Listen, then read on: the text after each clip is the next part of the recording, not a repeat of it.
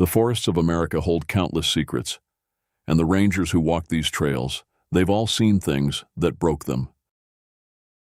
I never planned to escape civilization.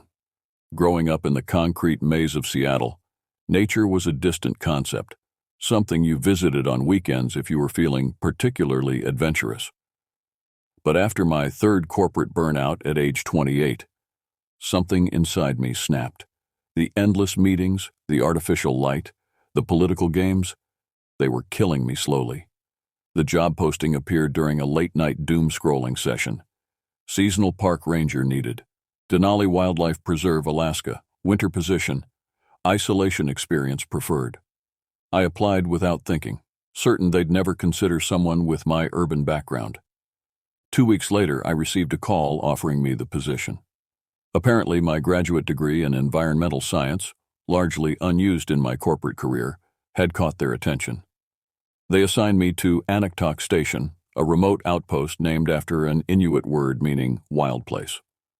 The name couldn't have been more fitting. A single cabin nestled between towering pines and a mirror-like lake, accessible only by float plane or a grueling 15-mile hike. My supervisor, Ranger Davis, delivered me by plane in early October, promising to return in April unless emergency extraction was required. "Winter comes hard here," he warned as we unloaded supplies. "Radio check-ins twice daily. Miss 2 consecutive calls, we send someone. Otherwise, you're on your own." He gestured to the dense forest surrounding us. 25,000 acres of wilderness to monitor. Most of it you'll never see. Just keep the poachers out and help any lost hikers, though this time of year, you shouldn't see many folks. Davis showed me the equipment: snowmobile, emergency medical supplies, satellite phone for emergencies, and the radio for daily check-ins. He pointed out the rifle cabinet. Bears are mostly hibernating now, but not all of them, and sometimes... His voice trailed off as he gazed toward the tree line. "Sometimes what?" I asked. Davis shook his head. "Nothing, just wilderness playing tricks. Happens to everyone out here eventually." He departed before sunset, the drone of the float plane engine fading, until silence enveloped me completely. That first night, I felt a strange mixture of terror and exhilaration. The darkness outside my windows was absolute, unbroken by streetlights or passing cars. The silence was broken only by the occasional hoot of an owl or the wind rushing through pine needles. I spent hours organizing supplies and studying trail maps of my assigned sector. My duties were straightforward: patrol for signs of illegal hunting, assist any hikers in distress, and monitor wildlife activity. Simple enough, especially since visitor numbers dropped to near zero during winter months. For the first week, I settled into a comfortable routine. Morning radio check-in, followed by a short patrol around the immediate area. Afternoon spent chopping wood, maintaining equipment, or reading books I'd brought along. Evening check-in, then dinner, and sleep. The isolation felt therapeutic after years of constant human interaction and electronic stimulation. On my 8th day, I decided to venture further into my sector, following a trail that wound 5 miles north along the lakeshore before cutting inland toward higher elevations. The morning was crisp, the ground frosted but not yet buried under deep snow. I packed light: water, emergency rations, first aid kit, compass, radio, and the standard issue pistol. The hike was stunning. Sunlight filtered through stands of ancient spruce and hemlock, creating dappled patterns on the forest floor. The lake water was so clear I could see trout swimming several feet below the surface. Birds called from unseen perches, their songs carrying through the still air. 3 miles in, I noticed something odd. A strange silence had fallen over the forest. No birds, no rustling of small animals in the underbrush, just complete stillness. I stopped walking, my boots crunching loudly on fallen leaves. The hair on my arm stood up despite the layers I wore. Something was watching me. I scanned the tree line slowly, hand moving instinctively to the pistol on my hip. Nothing moved in my field of vision, yet the feeling of being observed intensified. I called out, thinking perhaps a hiker had wandered off trail. "Hello? Park Service. Anyone there?" My voice sounded small against the vastness of the wilderness. No response came except the faint echo of my own words. I continued walking, but more cautiously now. Another half-mile ahead, I found the first sign that something was wrong. A pine tree with deep gouges torn into its bark, about 8 feet off the ground. Not bear claw marks. These were wider, almost like someone had taken a garden rake and dragged it down the trunk with tremendous force. Fresh sap still oozed from the wounds. Further ahead, I discovered a clearing where the ground had been disturbed.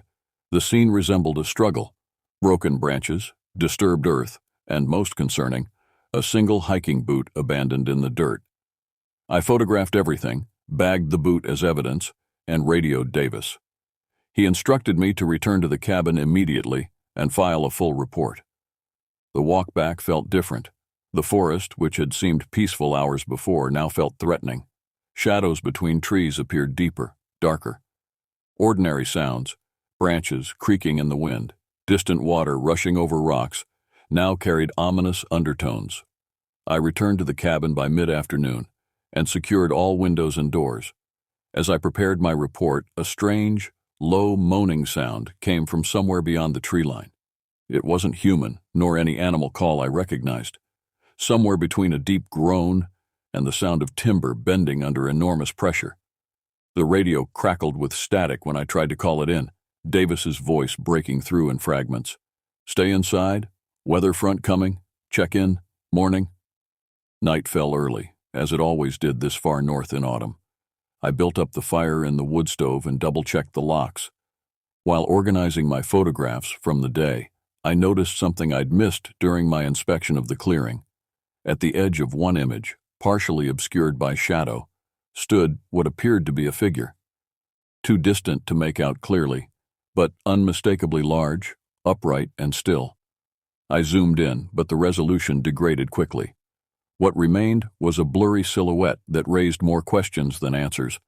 I told myself it was probably just a peculiar arrangement of branches or a shadow casting tricks on my eyes. Yet as I tried to sleep that night, the image remained burned in my mind. And outside, moving through the darkness beyond my walls, something large displaced the silence with heavy, deliberate footsteps circling the perimeter of my cabin. Morning arrived after a restless night filled with strange noises, heavy footfalls on the porch, scratching along the cabin walls, and that same low moaning sound from the forest. Each time I approached a window to look outside, the sounds stopped completely, only to resume minutes later from a different direction. After my morning radio check-in, I cautiously stepped onto the porch. The temperature had dropped significantly overnight, and a light dusting of snow covered the ground, the first of the season. What I saw in that fresh powder made my stomach tighten. Tracks circled the entire cabin, deeply pressed into the thin layer of snow. They resembled human footprints, but were impossibly large, at least 18 inches long and proportionally wide. Whatever made them had walked completely around my cabin at least 3 times, pausing particularly long beneath my bedroom window. I followed the tracks to where they entered the forest north of the cabin. At the tree line, I found broken branches nearly 10 feet off the ground, as if something tall had pushed through the underbrush. The tracks continued into the woods, but instinct told me not to follow them alone. I photographed everything meticulously, including measurements of the prints using my boot for scale. My size 11 hiking boot looked childlike next to these massive impressions. During my check-in, I reported the findings to Davis. Probably just a bear, he said, though his voice lacked conviction. They do strange things before hibernation sometimes. Bears don't walk on 2 legs for extended periods, I countered, and these prints are clearly bipedal. Even in deep snow, bears leave distinctive pad and claw marks. Silence filled the radio channel for several seconds before Davis responded. Listen, I've been up there 15 years. Sometimes you see things that don't make immediate sense. Document everything, but don't jump to conclusions. What about the missing hiker? The boot I found? Search and rescue is assembling a team. Weather's delaying deployment until tomorrow at earliest. Until then, stay vigilant, but don't do anything reckless.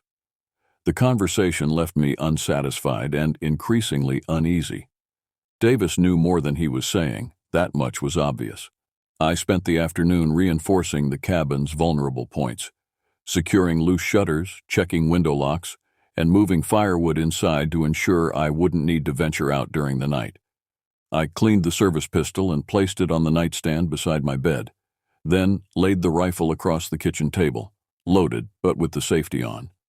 As dusk approached, I noticed a significant drop in wildlife activity around the cabin. The usual birds that visited my crude feeder were conspicuously absent. No squirrels chattered in nearby trees. Even the insects had fallen silent. It was as if everything living had retreated, leaving me alone in an empty wilderness. Around 7 p.m., while preparing dinner, the radio crackled unexpectedly. Through heavy static, a voice that wasn't Davis's broke through. "Avoid. North Ridge. Not alone out there. The Kushtaka. Old stories. Truth." I grabbed the handset immediately. "This is Anaktok Station. Please identify yourself and repeat transmission." No response came except increasingly chaotic bursts of static that eventually faded to silence. I tried reaching Davis on the emergency channel, but received only the automated message indicating he was out of range or unavailable. After dinner, I pulled out the reference materials left by previous rangers.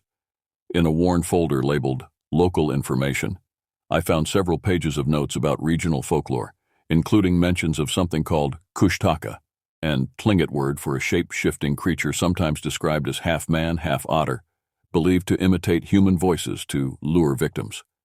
Another notation described a different entity from Inuit legends, Tornit, extraordinarily strong, hairy humanoids who supposedly stole humans from their camps. I wasn't superstitious by nature, but alone in the wilderness with unexplained tracks surrounding my cabin, these stories took on an unsettling resonance.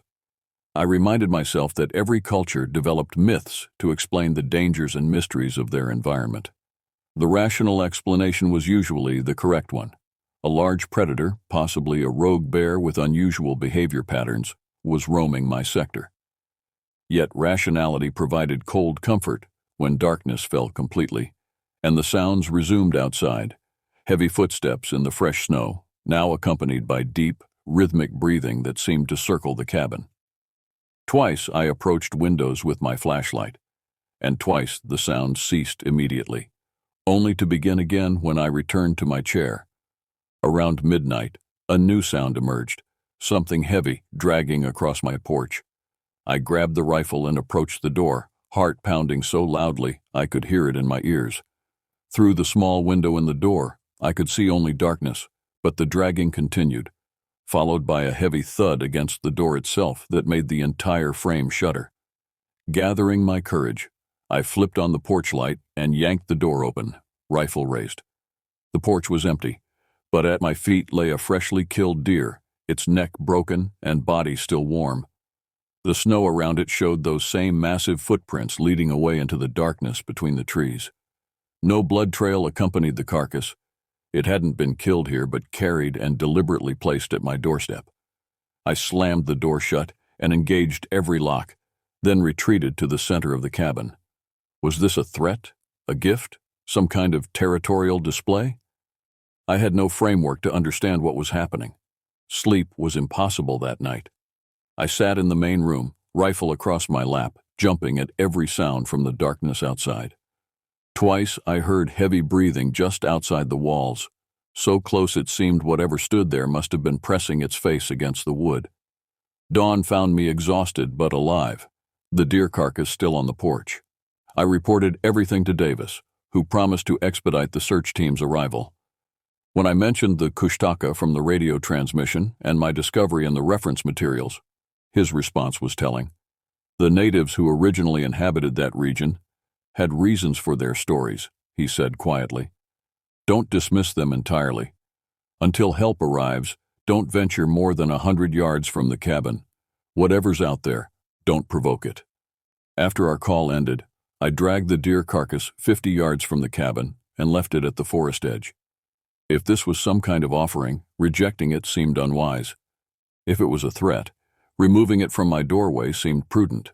Throughout the day, dark clouds gathered overhead, and the weather forecast predicted a significant storm system moving in, potentially dropping 2 feet of snow overnight and making air travel impossible for at least 3 days. The search team would be delayed indefinitely. As I watched the sky darken with approaching storm clouds, I couldn't shake the feeling that I was no longer the observer in this wilderness, but the observed. Something intelligent was testing me, learning my habits, and waiting for an opportunity. The first snowflakes began falling as the early northern darkness descended. I secured everything for the night and prepared for a long vigil. Outside, just beyond the circle of light cast by my windows, shadows moved between the trees that weren't cast by branches swaying in the wind. The storm had arrived, but it had brought something else with it, and as the wind howled around the cabin corners, I could swear I heard my name being called from the darkness, first in a whisper, then growing steadily louder until it seemed to surround me completely. The storm raged through the night, wind howling like a wounded animal as snow accumulated rapidly outside. By morning, drifts reached halfway up the windows, transforming the landscape into an alien white terrain. Radio communication proved impossible, static drowning out any attempt to reach Davis or other stations. I spent hours shoveling a path around the cabin and clearing the solar panels that supplemented my power supply. The deer carcass I'd left at the forest edge had vanished completely. Not even bones remained. More disturbing, a narrow path had been cleared through the deep snow from where the deer had been directly into the forest, as if something had walked backward, dragging the carcass while deliberately erasing its footprints. The blizzard had temporarily trapped me, but it had also trapped whatever was out there with me. As I worked to secure the cabin, I couldn't shake the sensation of being watched from the tree line. Around midday, a figure emerged from the whiteness. For one terrifying moment, I thought it was the creature that had left the tracks, but as it approached, I recognized unmistakably human proportions. An elderly man with weathered copper-colored skin trudged through the snow, leaning on a walking stick. He wore traditional Athabascan clothing beneath modern cold-weather gear. I met him on the porch, rifle casually held at my side. "Rough weather to be hiking," I called out as he approached. The old man nodded. "Wasn't hiking. My cabin's 4 miles east. Got caught checking trap lines when the storm hit. Saw your smoke."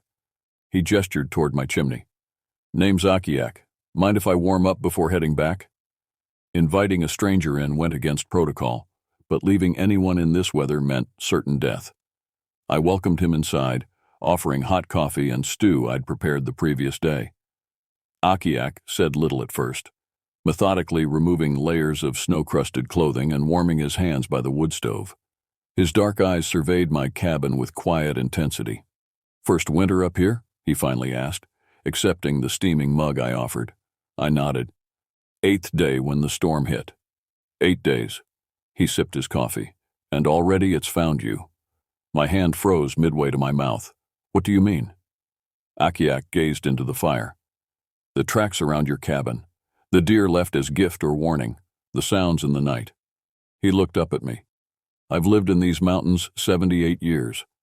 My people have stories about what dwells in the deepest valleys, stories going back countless generations." "You mean the Kushtaka?" I asked, recalling my research. He shook his head. "Different creature. We call it Ginsung, the lonely hunter. Existed before humans came to these lands. Not spirit, not animal. Something else entirely." I wanted to dismiss his words as superstition, but the evidence surrounding my cabin made that difficult. What does it want? Territory, primarily. It tolerates human presence briefly, but eventually eliminates threats. The deer was assessment, learning if you're predator or prey. Akiak's weathered face remained impassive. 3 hikers have vanished in this valley since summer. Rangers blame bears, exposure, or accidental falls. Easier explanations. I told him about the boot I'd found and the disturbed clearing. Akiak nodded as if confirming a suspicion. "It's growing bolder. The deep winter makes hunting difficult, even for something like Ginsung. Hunger drives it closer to human dwellings." He leaned forward. "You should leave this place when weather permits." "I can't abandon my post," I replied, professional pride momentarily overriding fear. Akiak's expression hardened. "Then understand what you face. It stands nearly 9 feet tall, covered in dark fur. intelligent enough to use simple tools and set basic traps, strong enough to break a moose's neck with one twist, fast enough to outrun any human through forest or snow.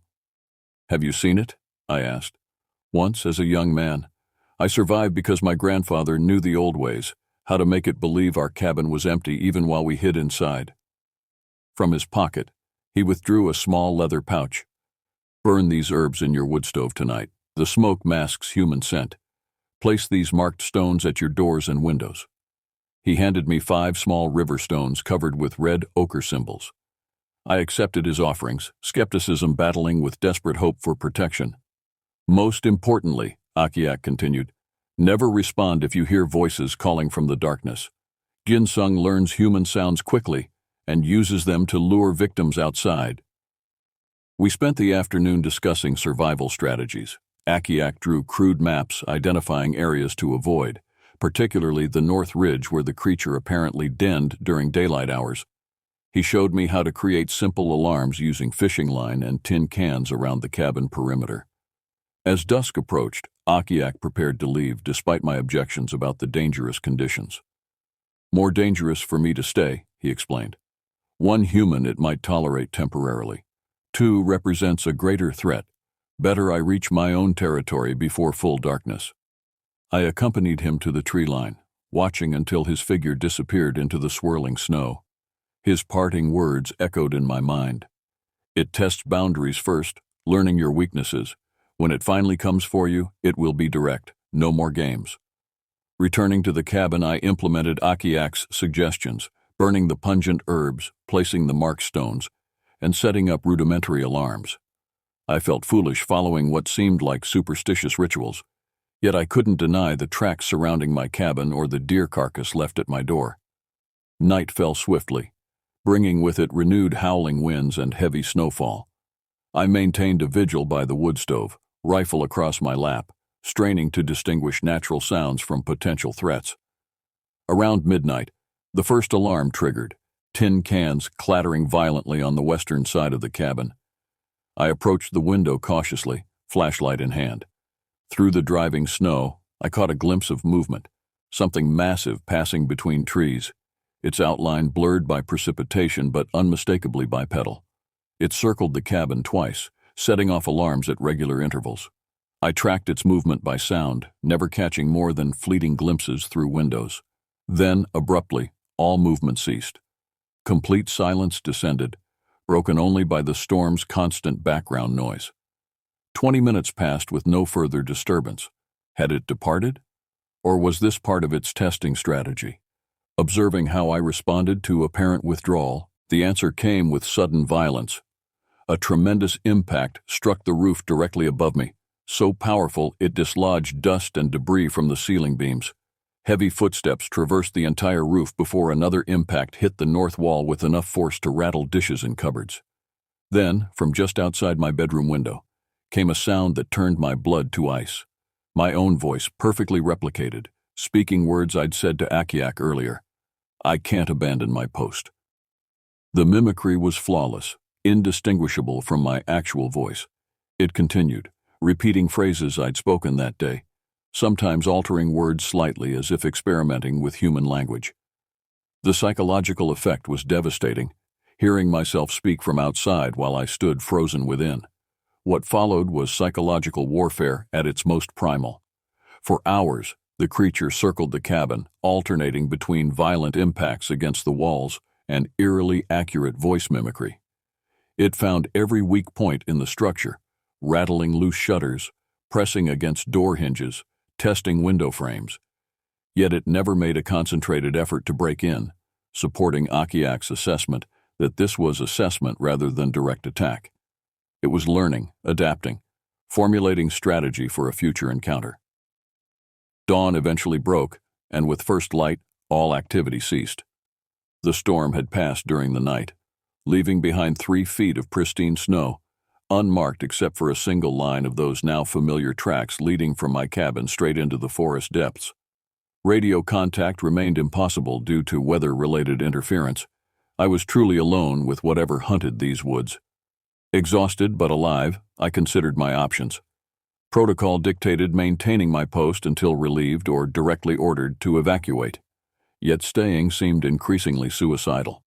As I deliberated, a distant sound caught my attention, the faint but unmistakable cry for help coming from somewhere deep in the forest, in the exact direction the tracks led. The cry for help came again, distant but unmistakable, carried on the crisp morning air.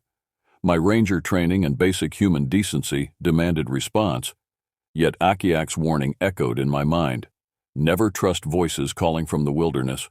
I gathered emergency gear, medical kit, extra clothing, emergency rations, flares, compass, satellite phone, still receiving no signal, and both firearms. If this was a genuine distress call, I needed to be prepared. If it was Ginsung's trap, I'd face it armed. The snow had crusted overnight, making movement easier than expected. I followed the single trail of massive footprints leading from my cabin, noting how they appeared rushed and less careful than previous tracks, deeper at the heel, suggesting running speed. 2 miles into the forest, the tracks suddenly veered west toward higher elevation. The distress calls continued from that direction, now sounding like a woman's voice, increasingly desperate. "Help! Please, anyone!" The reasonable explanation was a hiker caught in the storm, perhaps injured and unable to move. The tracks leading in the same direction could be coincidental. Predators often followed the easiest paths through difficult terrain, same as humans. Yet doubt gnawed at me. Why would a hiker venture this far in dangerous weather? Why hadn't they triggered any emergency beacons? And how had they survived the bitter cold overnight? The trail led to a small ravine flanked by dense spruce. Tracks disappeared over the edge and the cries intensified, now including sobbing and incoherent pleas. I approached cautiously, using trees for cover, scanning for any sign of human presence. At the ravine edge, I called out, "Park Service, where are you?" The crying stopped immediately. Complete silence followed, not even birds or wind disturbance. Every instinct screamed danger. I retreated several steps, maintaining vision on the ravine while creating distance. That's when I noticed what I'd overlooked. No tracks emerged from the ravine. Whatever had gone in hadn't come out, yet the voice had responded to my presence instantly. As I processed this realization, movement caught my peripheral vision, something massive circling behind me through the trees, moving with impossible silence despite its size. I glimpsed dark fur, a large shape passing between trunks roughly 30 yards away, maneuvering to cut off my return path to the cabin. I began backing away, maintaining awareness of the ravine behind me, while watching the tree line where I'd spotted movement. The creature was hurting me, I realized, positioning itself between me and safety, gradually constricting my options. A tactic emerged: retreat sideways along the ravine edge rather than directly back toward the cabin, preventing encirclement while keeping both the ravine and the creature in my field of vision. I moved deliberately, rifle ready, hyper-aware of each sound in the forest. From the ravine came a new voice, a perfect replication of my own. "Park Service, where are you?" Then, chillingly, it added words I hadn't spoken. "I'm coming down to help." I quickened my pace, abandoning stealth for speed.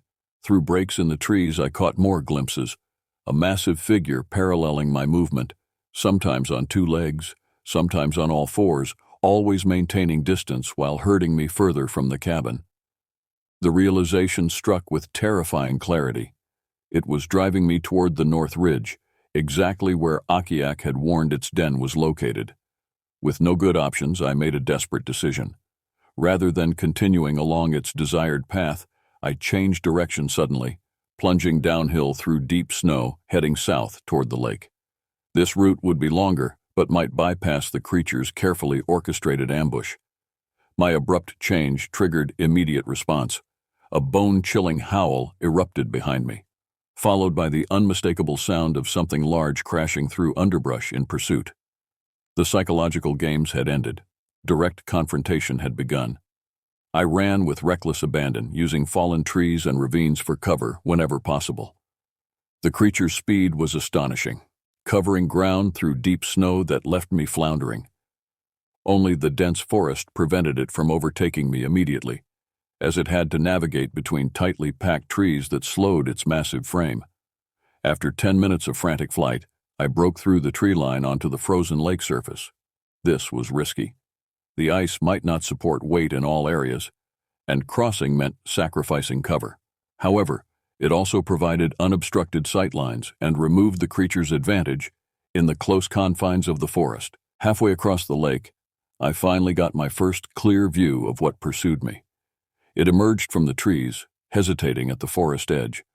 Standing upright, it towered nearly 9 feet tall, its body covered in dark brown fur, matted in places with ice and what appeared to be dried blood. Its face resembled a distorted primate's, prominent brow, deep-set eyes reflecting amber in the morning light, a flat nose above a mouth filled with yellowed teeth. We regarded each other across 200 yards of ice.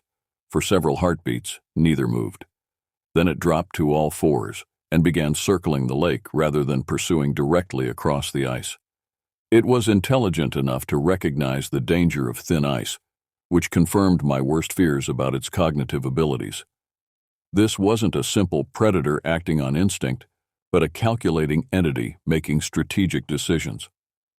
I used the momentary advantage to push toward the opposite shore, where forest would again provide cover, this time between me and the creature rather than concealing its approach.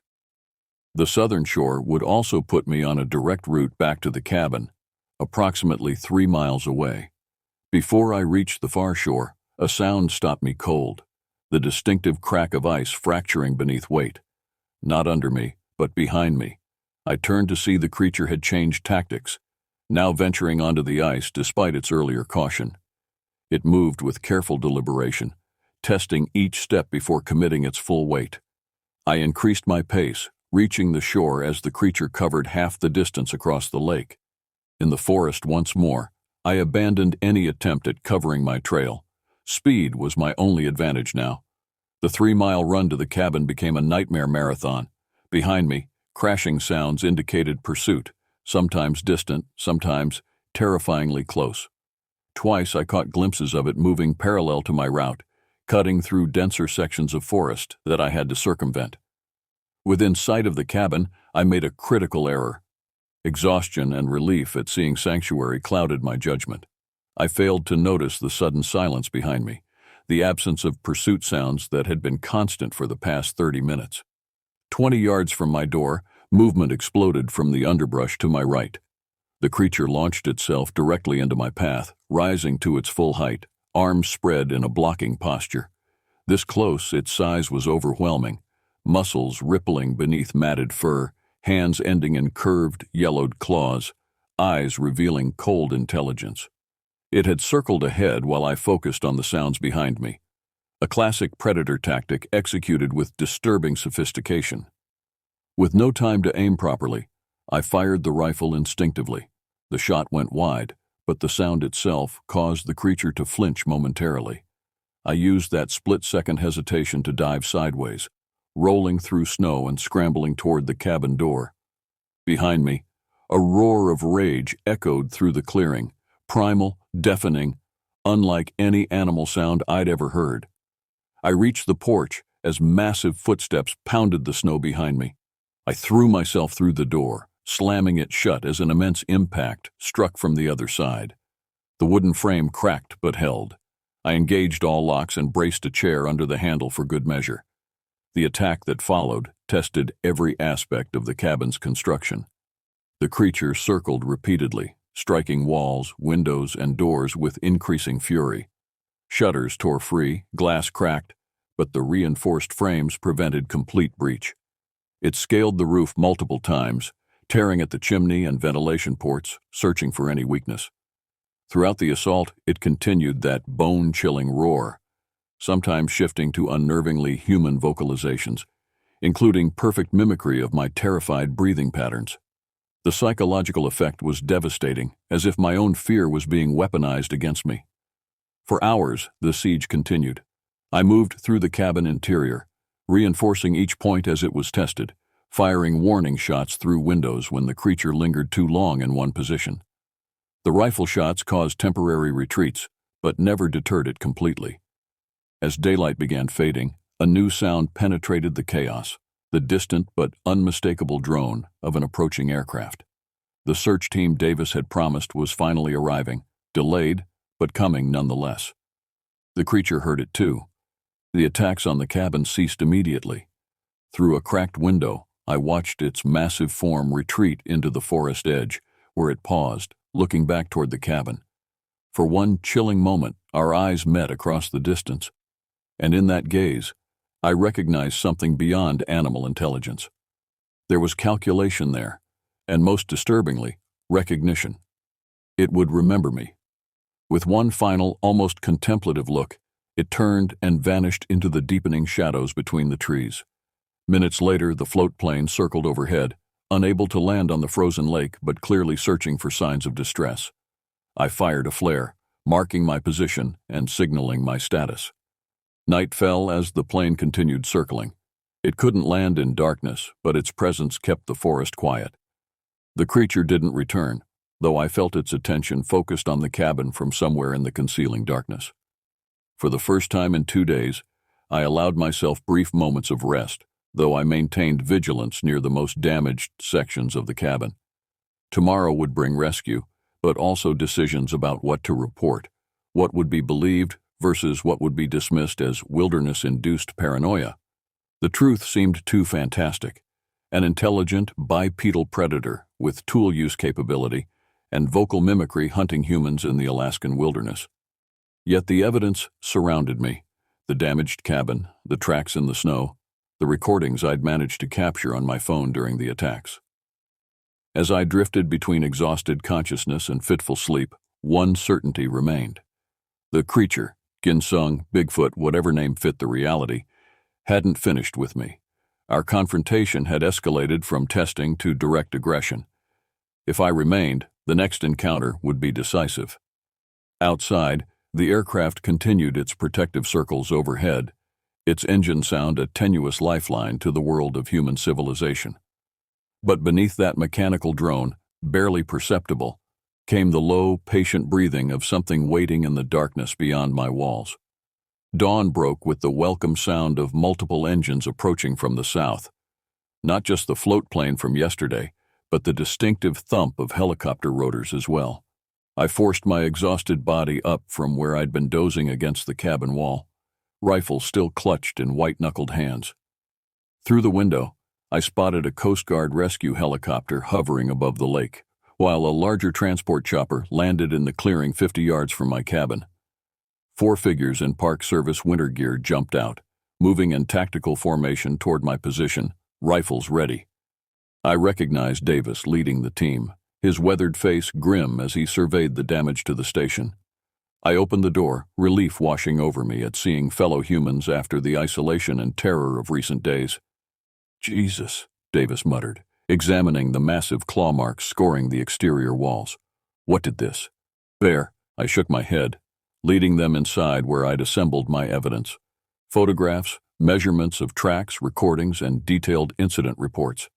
"You're not going to believe me," I began, "but I need you to listen completely before making judgments." For the next hour, I recounted everything: the tracks, the deer carcass, Akiak's warnings, and finally, my direct confrontation with the creature. Throughout my explanation, Davis remained stoic, occasionally exchanging glances with his team members. The others displayed varying degrees of skepticism and concern. When I finished, Davis sighed heavily. "You're not the first ranger to report unusual experiences in this sector. That's why we rushed the extraction once we could fly." "Then you believe me?" I asked, surprised. "What I believe doesn't matter. What matters is 3 hikers have disappeared from this area in 6 months. Another ranger stationed here last winter suffered a complete psychological breakdown, claiming almost identical encounters." Davis gestured to the damaged cabin. "Something did this, and it wasn't typical wildlife." "The old man, Akiak, he called it Ginsung," I said. Davis nodded. "Akiak is well known to us. Lives off-grid, last of his family line. His knowledge of these mountains has helped in numerous rescue operations." He paused. "His stories about what inhabits the deeper valleys are generally dismissed as superstition, but the evidence suggests otherwise," I finished. "Officially, We document wilderness incidents according to established parameters, Davis said carefully. Unofficially, Park Service personnel share information about anomalous encounters. Certain areas develop reputations. This station has one of the highest turnover rates in the system. A team member interrupted, pointing outside. Sir, more tracks, fresh ones, leading north, then circling back toward the East Ridge. Davis tensed. How fresh? Hours at most, after the snowfall stopped. Davis issued immediate orders. Pack essential equipment only. Full evacuation in 20 minutes. No one leaves the clearing alone. As they helped me gather critical supplies and documents, a ranger named Martinez explained the extraction plan. Main transport takes you and 2 rangers back to headquarters. Davis and I will remain with the Coast Guard team to continue the search for the missing hikers. That's suicide, I objected. Whatever's out there is actively hunting humans. It's intelligent, fast, and incredibly strong. Martinez shrugged. 2 families need closure. We have to try. The conversation halted abruptly as a distant scream echoed across the lake. Human, female, and unmistakably terrified. It came from the eastern ridge, exactly where the fresh tracks led. That's it, I whispered. The same voice technique it used on me. Davis hesitated only briefly before making his decision. Standard rescue protocol. Martinez, you're with me. Johnson, prepare the transport for immediate evacuation on our return. Phillips, secure the perimeter. I knew what would happen if they pursued that voice. Davis, wait. It's mimicking human distress to lure rescuers. That's exactly how it tried to trap me. Davis checked his rifle. We're aware of the risk. But if there's even a 1% chance that's actually one of our missing hikers, we have to respond. Before I could protest further, the radio crackled. A Coast Guard officer reported movement on the eastern ridge, what appeared to be a person waving for help. Davis's expression hardened. Visual confirmation changes things. Martinez, full tactical approach. If you see anything unusual, anything, shoot first, identify later. Something felt wrong. The creature I'd encountered was too intelligent to expose itself so blatantly, especially with multiple armed humans present. Unless... The realization hit me with horrifying clarity. It's not trying to lure you away, I said urgently. It's creating a diversion. It wants what's here. Davis hesitated. What do you mean? The cabin, or something in it. My mind raced through possibilities. Akiak said it defends territory. What if this station was built on its territory? What if everything, the psychological warfare, the testing, the attacks, is about reclaiming what it considers its space? Johnson, monitoring the transport, called out, Movement in the tree line north of the clearing. Multiple positions. Davis barked immediate orders. Defensive perimeter. Johnson, start engines. Everyone else, protect the evacuation route. Through cabin windows, I spotted what Johnson had seen. Dark shapes moving with deliberate coordination between trees, positioned to cut off access to the helicopters. Not one creature, but 3 distinct figures, working with clear tactical purpose. There's more than one, I whispered, the implications sending chills through me. Family group, Davis confirmed grimly. Regional folklore mentions they hunt in small packs, usually related individuals. The next few minutes unfolded with military precision. Rangers established a covered evacuation route while the helicopter pilots maintained running engines, ready for immediate departure. Coast Guard personnel repositioned to provide overlapping fields of fire. Then everything went wrong simultaneously. The diversionary victim on the ridge rushed downhill with inhuman speed, revealing its true nature. At the same moment, the shapes in the northern tree line charged the helicopter. From the west, previously undetected, 2 more creatures emerged directly behind our position. Coordinated attack from 3 directions, timed perfectly to coincide with the moment of greatest confusion. Gunfire erupted across the clearing. I found myself running alongside Davis toward the transport helicopter. Rangers Phillips and Johnson laying covering fire as dark shapes moved with terrifying speed through the snow. I reached the helicopter door as Phillips screamed. One creature had closed distance impossibly fast, seizing him by the torso. The Ranger's rifle discharged repeatedly, the creature flinching but not releasing its grip. With horrifying strength, it dragged the struggling man toward the tree line. Davis fired a carefully aimed shot that struck the creature's shoulder. It dropped Phillips, who crawled desperately toward us as Davis continued firing. Martinez reached out, dragging the injured ranger into the helicopter as the rotors increased their tempo. "We're leaving now," the pilot shouted over the commotion. "What about the Coast Guard team?" I yelled, seeing their personnel still exchanging fire near the lakeside. "Their chopper has covering position," Davis responded, firing another burst as we began lifting. "Standard protocol. Separate evacuation points to prevent total mission failure." Through the rising helicopter's window, I witnessed the full extent of what we'd encountered. 5 creatures in total, smaller ones directing the evacuation route, while 2 larger individuals led direct assault on the cabin itself. Their movements showed clear coordination and purpose, with the largest, the one I'd faced previously, directing the others through gestures and vocalizations. As we gained altitude, I watched them systematically tear into the cabin, ripping through walls and roof with single-minded determination. They weren't randomly destroying it, but searching methodically, tossing aside furniture and equipment. "What are they looking for?" I asked, almost to myself. Davis, monitoring through binoculars, replied quietly, "They're young." "What?" 2 months ago, scientific survey team investigating unusual activity patterns in this region found what they described as unidentified primate infant in a cave system near the North Ridge. They transported it to headquarters for study before proper identification protocols were established. The implications struck me with sickening clarity. "They think we took their child." Davis nodded grimly. "The specimen died in captivity despite veterinary intervention. Policy required the remains be preserved for scientific documentation." "Where are those remains now?" I demanded, already suspecting the answer. "Storage freezer, northern equipment shed." Davis pointed down at what remained of the cabin, 50 yards from where they're currently searching. The helicopter banked sharply southward, accelerating away from the scene.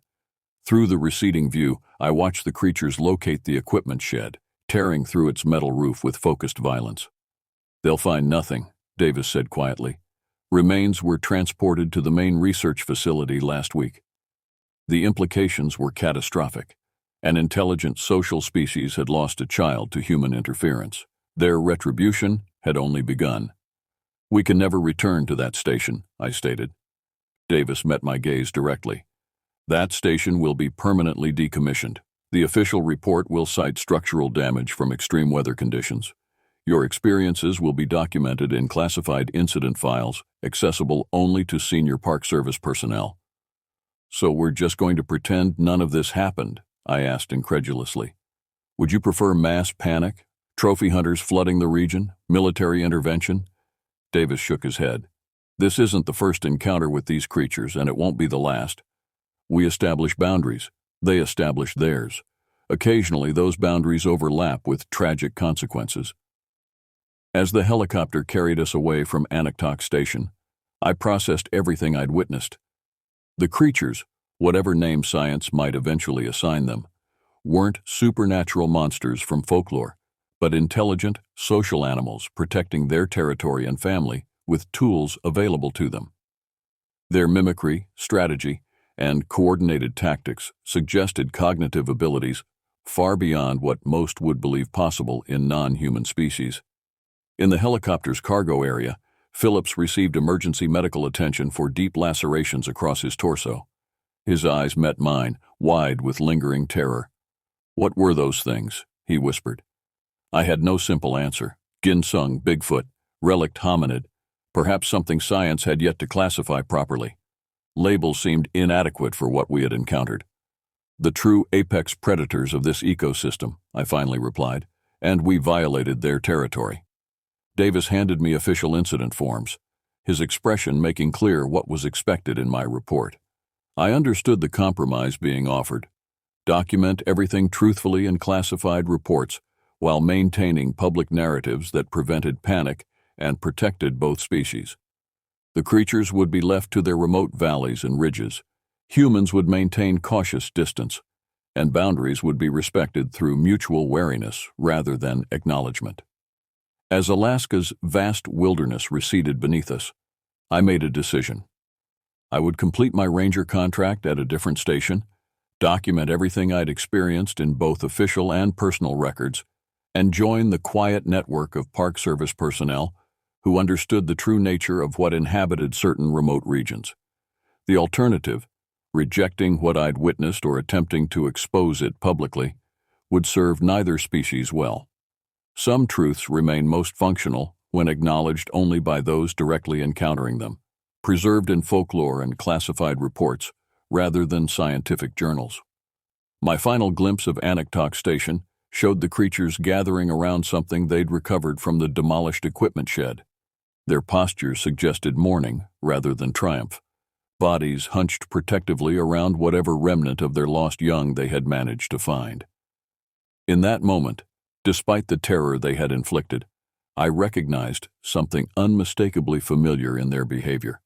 Not monsters, but beings protecting what they loved, using every capability evolution had granted them. The true monsters, perhaps, were those who had taken their child for study without considering the consequences. The boundary violation had been ours first. As we flew toward civilization, I knew with absolute certainty that I would never again dismiss folklore as mere superstition. In the deepest wilderness, where human presence remains transient, other intelligences maintain their own societies, their own boundaries, and they remember those who trespass. The letter came on a Tuesday. Official government letterhead, Department of the Interior, National Park Service. I held it in my hands, feeling the weight of possibility. After 2 years of applications, interviews, and waiting, I'd finally received an offer to become a park ranger at Whispering Pines Wilderness Area. I'd be stationed at Mist Lake Outpost, one of the most remote ranger cabins in the country. My name is Aduet Blackwood, a name that carries both my mother's Cherokee heritage and my father's English ancestry. Aduet means large tree in Cherokee, something that always seemed fitting given my connection to forests since childhood. My friends call me Ada. The position was everything I dreamed of: solitude, responsibility, and the chance to protect one of the most pristine wilderness areas in the Pacific Northwest. 3 months alone in a cabin by a lake, maintaining trails, assisting hikers, and monitoring wildlife. Perfect. My apartment in Seattle had grown claustrophobic after years working in environmental policy. Endless meetings, paperwork, and fighting losing battles against development projects. I needed trees instead of towers, stars instead of streetlights. I needed to remember why I'd pursued environmental protection in the first place. "You're really going through with this?" Liam asked, leaning against my kitchen counter as I prepared dinner. My brother had always been protective, even more so since our parents died 5 years ago. 3 months in the middle of nowhere, no cell service, just you and the bears, he continued. "And wolves, cougars, and moose," I added with a smile. "The cabin has solar power, a radio for emergencies, and I'll have regular check-ins with headquarters. I won't be completely isolated." "What about your career? You've worked so hard to get where you are." I set down the knife I'd been using to chop vegetables and turned to him. "This is my career, Liam. It's what I went to school for. I'm not abandoning everything. I'm finally doing what I actually wanted to do." He nodded, not entirely convinced. "Just be careful, okay? Those woods are different from the hiking trails around here." If only I'd known then how right he was. 2 weeks later, I packed my Jeep with supplies and said goodbye to city life. The drive took nearly 9 hours, the last 3 on increasingly rough mountain roads. When I finally reached the ranger station at the edge of Whispering Pines, Ranger Mike Hashimoto was waiting for me. "Ada Blackwood?" he called as I stepped out of my vehicle, stretching my stiff limbs. "That's me," I replied, shaking his outstretched hand. Mike was in his 50s, with weathered skin that spoke of decades in the wilderness. His dark hair was streaked with gray, and laugh lines framed his eyes. "Welcome to Whispering Pines. How was the drive?" "Beautiful but long. Those last few miles of road were interesting." He laughed. "That's just a preview. The road to Mist Lake is even more challenging. We'll head out first thing tomorrow morning. Tonight, you can bunk in our staff quarters and we'll go over some basics." That evening, Mike briefed me on my responsibilities: trail maintenance, visitor assistance, wildlife monitoring, and regular reports back to headquarters via radio. He spread a map across the table, pointing out boundaries, hiking trails, and hazard zones. "This area here," he said, circling a section of dense forest northwest of my cabin. "We've had some strange reports over the years. Probably nothing, but hikers claim they've heard unusual sounds, found odd tracks." "What kind of sounds and tracks?" I asked. Mike hesitated. "Nothing conclusive. Could be a bear or wolves. Just keep your wits about you if you're in that section." He quickly moved on to other topics, but I noticed how he deliberately avoided my question. The staff quarters were comfortable enough, but I slept fitfully. My dreams filled with shadowy forests and distant, unintelligible voices. I woke before dawn, eager to reach my new home. After a quick breakfast, we loaded Mike's heavy-duty truck with the remainder of my supplies and set out for Mist Lake. The road was barely more than a trail in some sections, winding through towering pines and along precipitous cliffs. "Not many people make it out this far," Mike said as we bumped along. "Maybe 20 or 30 hikers a season. Most stick to the more accessible areas." "That's why I wanted this post," I replied. "I've always preferred solitude." He glanced at me. "There's solitude and then there's isolation. They're not the same thing." The road ended about half a mile from the cabin.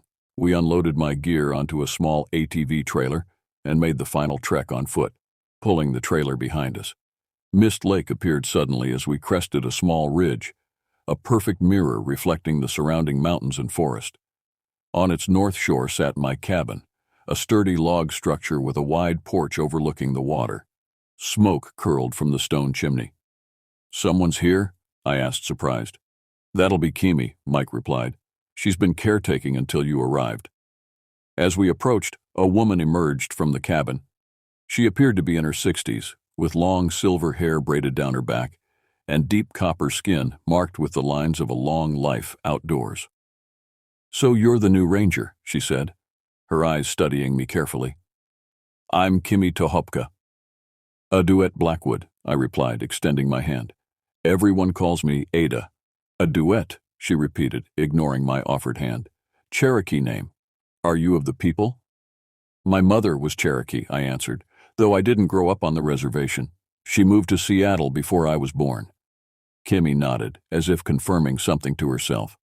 "These woods recognize those who belong to them," she said cryptically. "And they know those who don't." Mike cleared his throat. "Kimi has been keeping the cabin in order. She lives about 5 miles east of here." He turned to her. "Is everything ready for Ada?" "The cabin is prepared," Kimi replied. "Food stored, firewood stacked, water purified." She looked at me again. "But is she prepared for the cabin?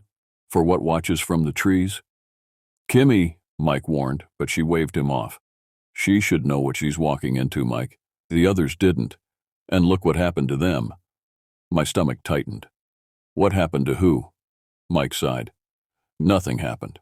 The last 2 rangers requested transfers before their assignments were complete. Found the isolation difficult, that's all." Kimi made a sound somewhere between a laugh and a snort. "Is that what you tell yourself?" "That's enough," Mike said firmly. He turned to me, his expression conciliatory. "Kimi has some traditional beliefs about these woods. Legends passed down in her tribe." "The people have lived beside these woods for thousands of years," Kimi said. "We know what dwells within them. You should listen to our warnings." "What warnings?" I asked, but Mike was already moving toward the cabin with my supplies. "Let's get you settled in," he called over his shoulder. "Daylight's burning." Kimi caught my arm as I moved to follow him. Her grip was surprisingly strong. "When the forest goes silent," she whispered, "don't investigate. Stay inside, lock your doors, and wait for dawn." I felt a chill despite the warm spring air. "What's out there, Kimi?" Her dark eyes held mine. "The old ones called it Siatko, the wild man of the woods. Your people call it Sasquatch, Bigfoot. But names have power, Ranger.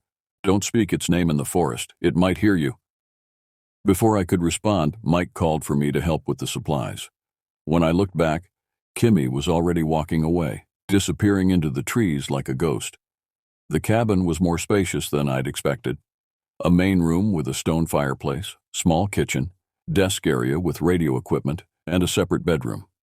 Large windows looked out over the lake, and the porch wrapped around two sides of the structure.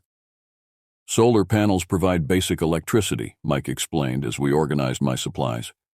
The radio is your lifeline. Check in every other day at minimum. If we don't hear from you for 3 consecutive check-ins, we'll send someone to investigate. He showed me the water pump, generator backup, and propane tanks for the stove and refrigerator. By late afternoon, everything was in place and Mike prepared to leave. Any questions before I go? I hesitated, then asked, what did Kimmy mean about the previous Rangers? Did something happen to them? Mike's expression tightened. Like I said, they found the isolation difficult. One left after 6 weeks, the other barely made it a month. Some people aren't cut out for this kind of solitude. And what about her warnings? About whatever she thinks is in the forest? He sighed. Kimmy's family has been in these mountains for generations. They have their stories and beliefs. I respect them, but as federal employees, we deal in facts. We have bears, wolves, and cougars out here, all dangerous enough without adding mythical creatures to the mix. I nodded, not entirely satisfied with his answer. One more thing, he added, his tone becoming more serious. If hikers report anything unusual, document it and radio it in immediately. Don't investigate alone. Unusual like what? Strange sounds, damaged trees, unidentified tracks. Probably just wildlife, but better safe than sorry. He checked his watch. I need to head back before dark. You'll be okay?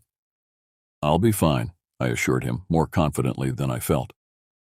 As Mike's footsteps faded into the forest, I stood on the cabin porch, suddenly aware of the profound silence surrounding me. No traffic noise, no human voices, no hum of electricity. Just the gentle lapping of waves against the lakeshore and the occasional call of a distant bird. This was what I'd wanted: solitude, nature, responsibility. So why did I feel a creeping sense of unease as the shadows lengthened across the lake? I shook off the feeling and went inside to prepare dinner. As darkness fell, I lit the kerosene lamps and settled in with my ranger manual and maps, familiarizing myself with my new territory. Outside, an owl hooted, marking the transition from day to night. I was marking hiking trails on my map when I first heard it, a sound unlike anything I'd ever encountered. Not quite a howl, not quite a scream, somewhere between human and animal. It echoed across the lake, seeming to come from the dense forest to the northwest, exactly where Mike had circled on the map. The sound came again, longer this time, rising and falling in pitch. The hairs on my arm stood on end as it faded into silence. Whatever made that sound wasn't a wolf or bear or cougar. It wasn't any animal I recognized from my years of environmental studies. I moved to the window, peering into the darkness. The moon reflected off the lake's surface, illuminating the shoreline, but beyond that was impenetrable blackness. As I watched, the night birds fell silent, and even the insects ceased their chirping. An unnatural stillness descended upon the forest. Kimmy's warning echoed in my mind. When the forest goes silent, don't investigate. Stay inside, lock your doors, and wait for dawn. I checked that the doors and windows were securely locked, added wood to the fire, and tried to focus on my maps. But my attention kept drifting to the windows and what might be watching from the darkness beyond. Welcome to Whispering Pines? I thought grimly. I had a feeling this assignment was going to be very different from what I'd expected. My first week at Mist Lake passed in a blur of activity. I hiked the nearest trails, noting areas that needed maintenance, familiarized myself with emergency protocols, and established a daily routine. Each morning, I'd wake with the sun, make coffee on the wood stove, and sit on the porch watching mist rise from the lake's surface. Each evening, I'd radio headquarters with my report, then read by firelight until sleep claimed me. I didn't hear the strange call again, and gradually the memory of it faded beneath the immediate demands of ranger life. I told myself it had been an unusual bird, or perhaps a trick of acoustics as sound carried across the water. On my 8th day, I encountered my first visitors, a group of 3 hikers who'd trekked in from the main trailhead, 2 men and a woman in their 30s, equipped with high-end gear and easy smiles. "G'day," called the taller man as they approached the cabin. His Australian accent was unmistakable. "You must be the ranger." "That's me," I replied, setting down the axe I'd been using to split firewood. Ada Blackwood. Gavin Morse, he said, extending his hand. These are my mates, Justin Taylor and Emma Wilkinson. We're doing a 2-week trek through the backcountry. Justin nodded in greeting. He was shorter than Gavin, but more solidly built, with a neatly trimmed beard and watchful eyes. Emma stepped forward with a warm smile, her brown hair pulled back in a practical braid. We've been planning this hike for over a year, she explained. Gavin and I came all the way from Brisbane for it. And I'm from Vancouver, Justin added. We met at university in Australia and have been adventure buddies ever since. I invited them in for coffee and to review their planned route. As we gathered around the map spread across my table, I noticed the trail they'd marked took them directly through the northwestern section, the area Mike had circled where I'd heard the strange call. I'd recommend a slight detour here, I said, tracing an alternative path with my finger. This route follows a ridge with better views and more reliable water sources. Gavin studied the map. But that adds nearly a day to our trek. The original route looks more direct. It is, I admitted, but it's also less maintained. Parts of it may be overgrown or difficult to navigate. We're experienced hikers, Justin pointed out. We've tackled some pretty rough terrain before. I hesitated, unsure how much to share. Without concrete evidence, warnings about strange sounds or Kimi's legends would sound absurd. There have been some reports of unusual wildlife activity in that area, I said finally. Probably just a territorial bear, but better to be cautious. Emma nodded. Makes sense to me. I'm not keen on surprising an angry bear. After some discussion, they agreed to consider the alternate route. As they prepared to continue their journey, I provided them with emergency procedures and reminded them of the radio check-in schedule. If you run into trouble, head to the nearest emergency shelter, I said, pointing out the locations on their map. There's one here, about 4 miles north of where you'll be camping tonight. Thanks for the help, Ranger Ada, Gavin said as they shouldered their packs. Maybe we'll stop by on our way back out. I watched them disappear down the trail, envying their camaraderie and shared adventure. My solitude, which had felt peaceful just hours earlier, suddenly seemed lonely. That night, I was awakened by the radio crackling to life. I fumbled for the receiver, still half asleep. Mist Lake Outpost, come in. This is Ranger Blackwood. Static filled the cabin. Then a voice broke through, distorted and faint. Emergency, Northwest Trail. Something following us. I sat up straight, instantly alert. This is Ranger Blackwood. Please repeat your message. Over. More static then. Won't let us leave. Circles the camp. The voice was male, Australian, Gavin. Gavin, where are you? What's your position? Over. Not animal. Too intelligent. His voice cut out, replaced by another sound that made my blood run cold. The same eerie howl I'd heard my first night, but closer, more distinct. Gavin, Justin, Emma, can you hear me? Over. Nothing but static answered me. I jumped out of bed, pulled on my clothes and boots, and gathered my emergency pack. Standard protocol was clear. In case of a distress call, alert headquarters and wait for backup. But the hikers might not have time for that. I radioed headquarters, briefly explained the situation, and told them I was going to check the emergency shelter first. If the hikers had made it there, I'd wait with them for backup. If not, I'd return to the cabin. The full moon provided enough light to navigate without a flashlight, which was fortunate. I wanted to see without being seen. The forest was eerily silent as I made my way along the trail, my footsteps muffled by pine needles.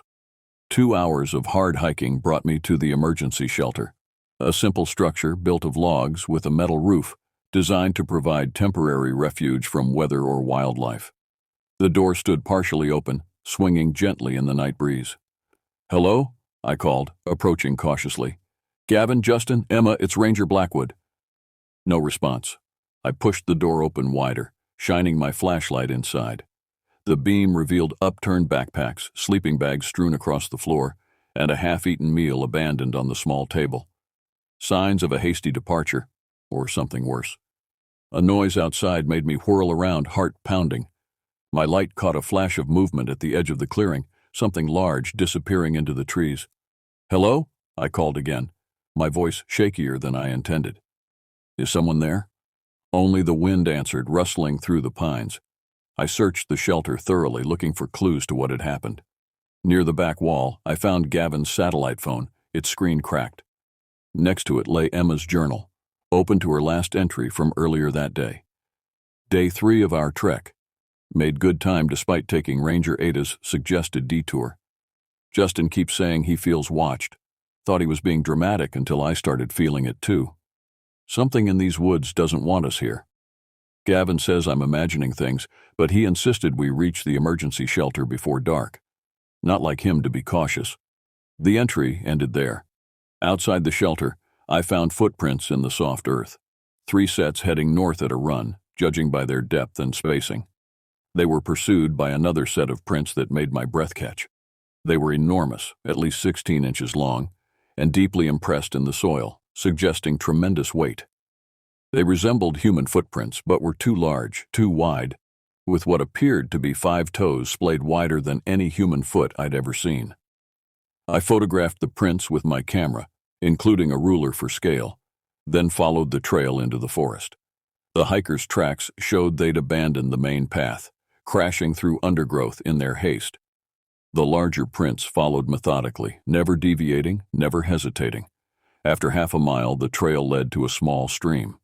The hikers had crossed it, but beyond, their tracks became confused, circling back, splitting up, rejoining. The large prints, however, continued straight across, unfaltering in their pursuit. I was about to cross the stream myself when a sound from behind made me freeze. A branch snapped, followed by the soft crunch of pine needles under something heavy. Slowly, I turned around. Nothing was there, but the feeling of being watched intensified. The forest seemed to hold its breath, waiting. "Hello?" I called, my voice barely above a whisper. "Is someone there?" A low grunt came from the darkness between 2 massive pines, then another, closer this time. I backed away slowly, heart hammering against my ribs. "I'm a park ranger," I said, trying to sound authoritative. "I'm here to help lost hikers." Something moved in the shadows, something tall and broad. I caught a glimpse of dark fur, a massive shoulder, before it shifted back into darkness. Every instinct screamed at me to run, but I remembered my wilderness training. Never run from a predator. I continued backing away, maintaining eye contact with the shadows where I'd seen movement. A powerful stench reached me, musky, primal, like wet fur mixed with decaying vegetation. The smell of something wild, something that had never known human habitation. The radio at my belt crackled suddenly, making me jump. "Ranger Blackwood, this is headquarters. Do you copy?" "Over." Before I could respond, a roar split the night, a sound of rage and challenge that seemed to shake the very air. No bear or mountain lion had ever made such a sound. It was the howl I'd heard before, but louder, angrier. I turned and ran, abandoning caution. Behind me, something crashed through the underbrush in pursuit. I could hear its breathing, heavy, rhythmic, gaining on me. The stream appeared ahead. I splashed across, scrambling up the opposite bank. A glance over my shoulder showed ripples still disturbing the water's surface, but nothing emerging from the shadows. I kept running, following the hikers' chaotic trail. Their footprints led to a rocky outcrop overlooking a steep ravine. Beyond that, the tracks disappeared, had they climbed down, jumped, been pushed. The radio crackled again. "Ranger Blackwood, please respond. Search team en route to emergency shelter. ETA 2 hours. Over." I raised the radio with shaking hands. "This is Blackwood, at coordinates." I checked my GPS. 47.8921, -121.3768. Missing hikers appear to have fled the emergency shelter. Found unusual tracks in pursuit. Request immediate assistance. Over. Copy that, Blackwood. Stay at your location. Search team will find you. Over. Negative, I replied, watching the tree line behind me. Not safe here. We'll rendezvous at emergency shelter. Over. I didn't wait for a response. Whatever had been chasing me hadn't crossed the stream, but I didn't trust that barrier to hold it for long. The return journey to the shelter seemed to take an eternity. Every shadow concealed potential danger. Every sound signaled pursuit. Twice I stopped, certain I heard heavy footsteps paralleling my path through the forest. Once I saw eyes reflecting my flashlight beam, large, widely spaced, watching from behind a fallen log. When I finally reached the emergency shelter, I barricaded myself inside, pushing the heavy wooden table against the door. I checked my watch, still an hour before the search team would arrive. As I waited, I examined the photographs I'd taken of the strange footprints. They were clear enough to show details I hadn't noticed in person: a distinctive ridge along the arch, unusual dermal ridges unlike human fingerprints. Outside, something moved around the perimeter of the clearing. I could hear pine needles crunching under heavy feet, branches swaying as something large passed between them. It was out there, watching, waiting. The hour crawled by in tense silence. Occasionally, I heard that strange grunt again, sometimes close to the shelter, sometimes further away, as if the creature was patrolling. When I finally heard human voices calling my name, the relief was so intense I nearly collapsed. "Here," I shouted. "I'm in the shelter." 4 rangers approached, led by Mike Hashimoto. Their powerful flashlights swept the clearing as they advanced cautiously. I moved the table and opened the door. "Thank God you're here," I said, stepping outside. Something was stalking me, the same thing that chased those hikers. Mike's expression was grim. "Any sign of them?" I shook my head. "Their tracks led to a ravine about a mile north of here. It looked like they might have climbed down or—" I couldn't finish the sentence. "We'll organize a proper search at first light," Mike said. "Too dangerous in the dark." "What exactly did you see out there, Ada?" I described the footprints, the sounds, the glimpse of movement I'd caught. As I spoke, I realized how fantastic it all sounded, like something from Kimi's legends rather than a ranger's report. "I have photographs of the tracks," I added, showing him my camera. "They're not from any animal I recognize." Mike studied the images, his face unreadable. "Could be a bear walking on its hind legs," he said finally. "They do that sometimes." "That wasn't a bear," I insisted. "I know what bear tracks look like. These were something else." He handed the camera back to me. "We'll include your observations in the search report. For now, let's get you back to your cabin. You look exhausted." The other rangers began securing the shelter and preparing for the morning search. Mike took me aside, lowering his voice. "Ada, I need you to be careful about how you describe what you saw tonight, especially in official reports." "What do you mean?" "Stick to the facts. Missing hikers, abandoned gear, footprints of unidentified origin. Leave out any interpretations or speculation." I stared at him. "You know what's out there, don't you? This isn't the first time something like this has happened." Mike's eyes met mine, then dropped away. "I know these woods contain dangers we don't fully understand. I also know that rangers who report seeing certain things often find their careers damaged. Credibility matters in our profession." "So, I'm supposed to lie?" "No. Just be selective about what goes in the official record." He glanced toward the other rangers. "Let's head back. Dawn isn't far off." As we made our way through the forest, Mike walking slightly ahead of me, I wrestled with what he'd said. Was he trying to protect me or silence me? And what did he know about the creature that he wasn't sharing? The sky was beginning to lighten when we reached my cabin. The search team would rest briefly before beginning their operation at full daylight. "Get some sleep if you can," Mike advised as we parted. "We'll radio when we find something." Alone in my cabin, too wired to sleep despite my exhaustion, I sat at my desk and began writing everything down, every detail I could remember about the night's events. If there was something dangerous in these woods, something that had harmed 3 innocent hikers, I needed to document it. Official policy be damned. As I wrote, I remembered Kimi's warning about the Tsiatko, the wild man of the woods. Her legend suddenly seemed less like superstition and more like crucial information. I needed to talk to her. She knew more about what dwelled in these forests than any ranger manual or scientific study. But that would have to wait until after the search operation. I finally lay down just as sunlight began streaming through my windows. My last thought before sleep claimed me was of those massive footprints, methodically tracking human prey through the darkness. The search for the missing hikers lasted 5 days. Teams of rangers, local search and rescue volunteers, and even cadaver dogs combed the wilderness around the emergency shelter. They found scattered gear, a backpack hanging from a tree branch, a single boot in a stream, Emma's camera smashed against rocks. Of the hikers themselves, there was no trace. I participated in the search each day, returning to my cabin each night physically exhausted but mentally restless. The official theory was that the group had become disoriented in the dark, attempted to navigate the steep ravine, and suffered a tragic accident. Their bodies, it was assumed, lay somewhere in the tangled undergrowth of the canyon floor, hidden from searchers by the dense vegetation. No one mentioned the strange footprints I'd photographed. When I brought them up during the second day of searching, Mike quickly redirected the conversation to more productive avenues of investigation.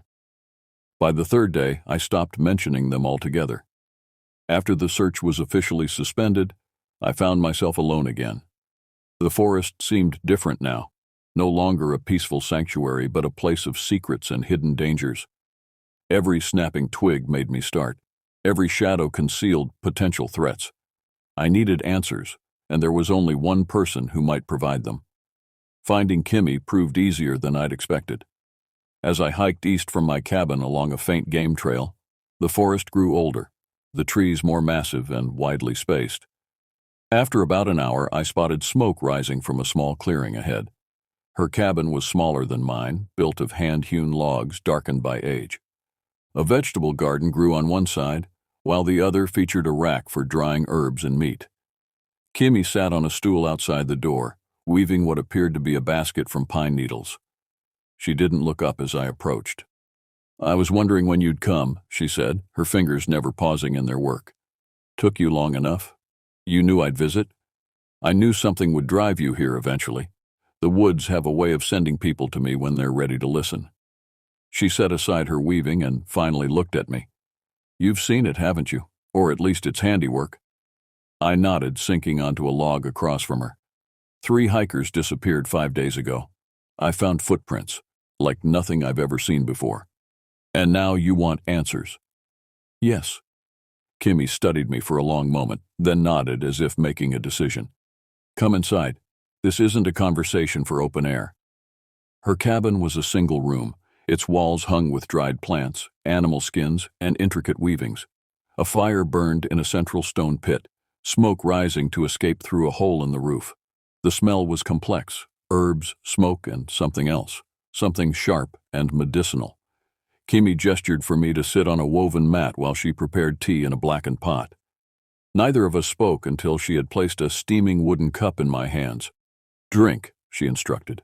"It will clear your mind." The tea was bitter but not unpleasant, tasting of pine and some unfamiliar herb.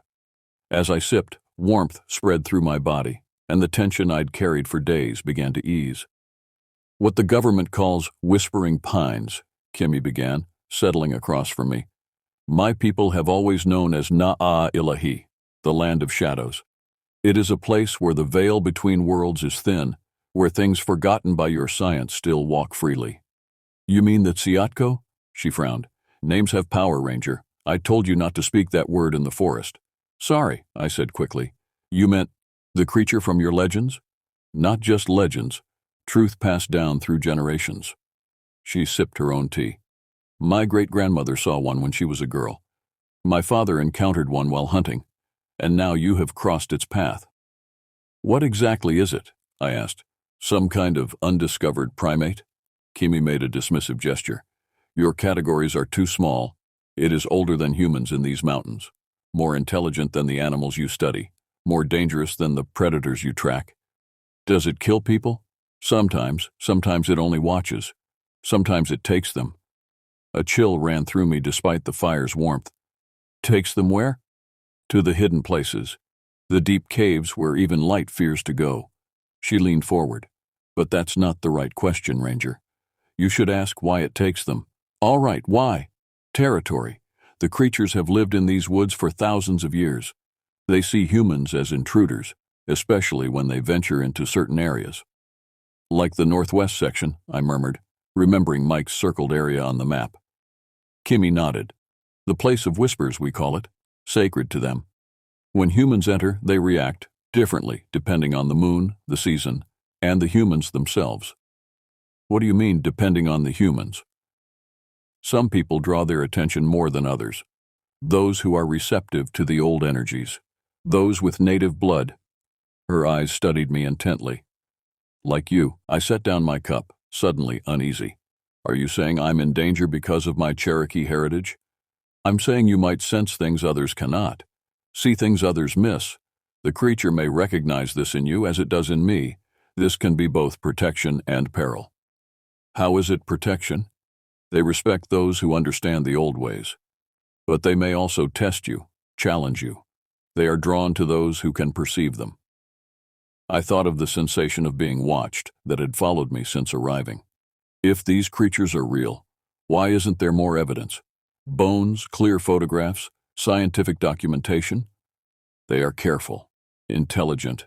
They retrieve their dead, hide their tracks, avoid cameras. And when evidence does appear, she raised an eyebrow. Your scientific authorities dismiss it, just as they dismissed your footprint photographs. I stared at her. How did you know about those? Word travels, even in the wilderness. She refilled my cup. But you're asking the wrong questions again, Ranger.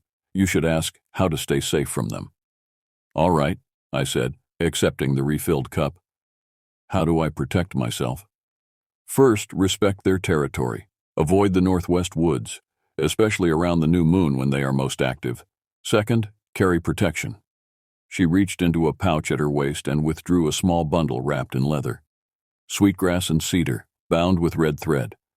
Leave it outside your door at night. I accepted the bundle, catching a pleasant, woodsy scent. Will this really help? It marks your dwelling as protected by the old ways.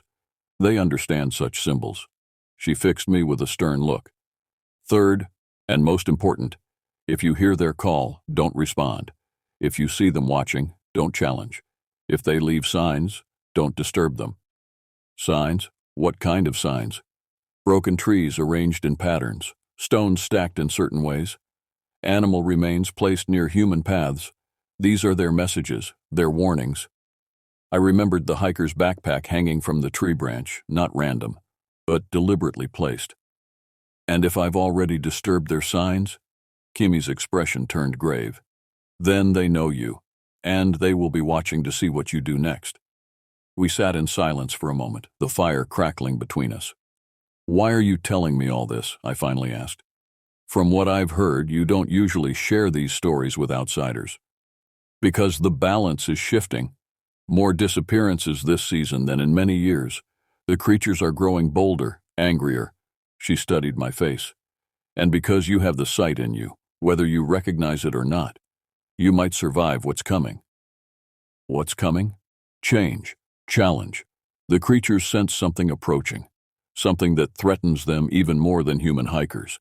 They are restless, aggressive. She looked toward her cabin door, as if seeing through it to the forest beyond. The last time they behaved this way was before the Great Fire of 1933. They knew it was coming long before humans saw the first smoke.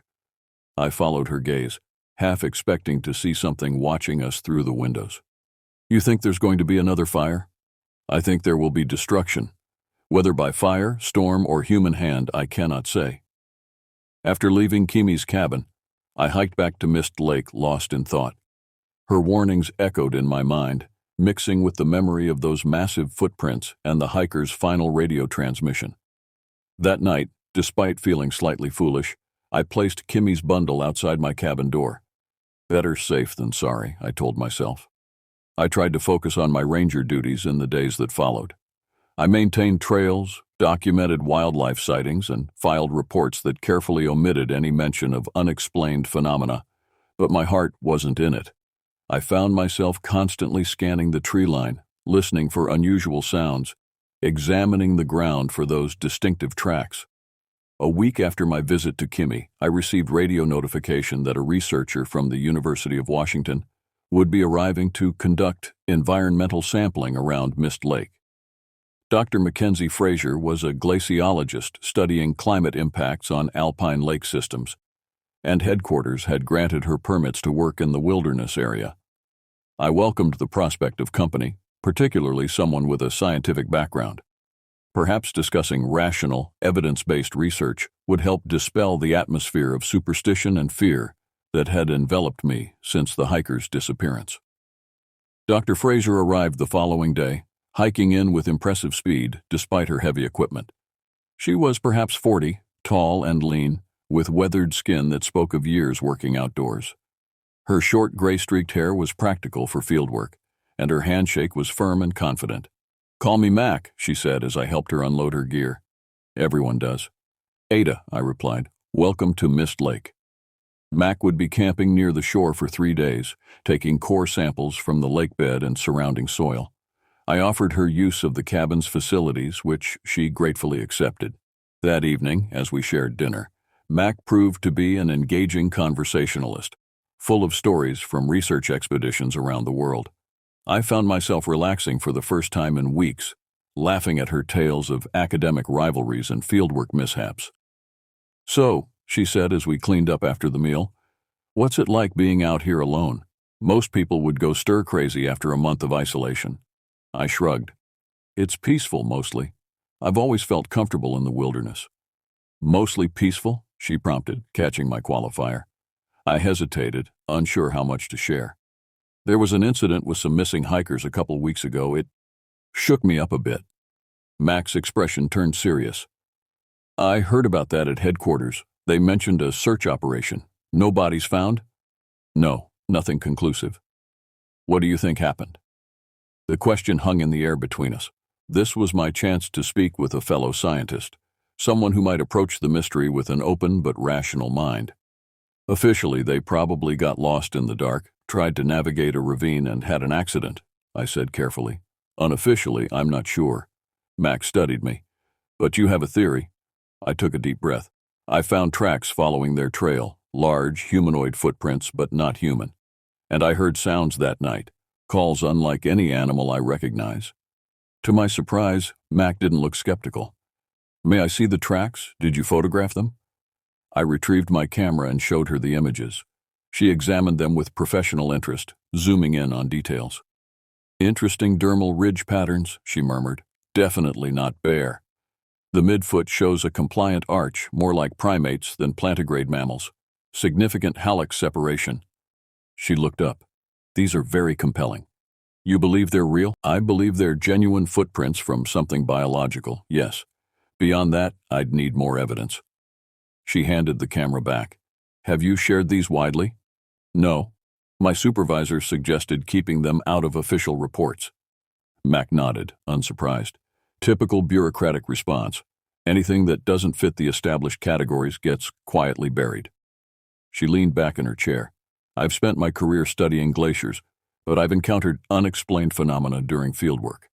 Strange tracks in remote areas, structures that shouldn't exist where I found them, sounds that defy explanation." "What do you think it all means?" "I think there are aspects of our world that remain undocumented by conventional science, pockets of the unknown that persist despite our satellites and sensors." She smiled slightly. "The absence of evidence isn't evidence of absence, as they say." Her words were comforting, acknowledging the possibility of something unexplained without veering into superstition. We talked late into the night, discussing various scientific explanations for what I'd experienced. Mac slept in her tent by the lake, and I retired to my cabin, feeling more grounded than I had in weeks. The rational discussion had been exactly what I needed. I was drifting off to sleep when the radio crackled. Groggily, I fumbled for the receiver. "Mist Lake Outpost. This is Ranger Blackwood." "Ada?" Mac's voice came through, tense and low. "There's something outside my tent." I sat up, instantly alert. "What kind of something?" "Large. Moving around the perimeter of my camp. I can hear it breathing." "Stay put," I said, already pulling on my clothes. "I'm coming down." "No!"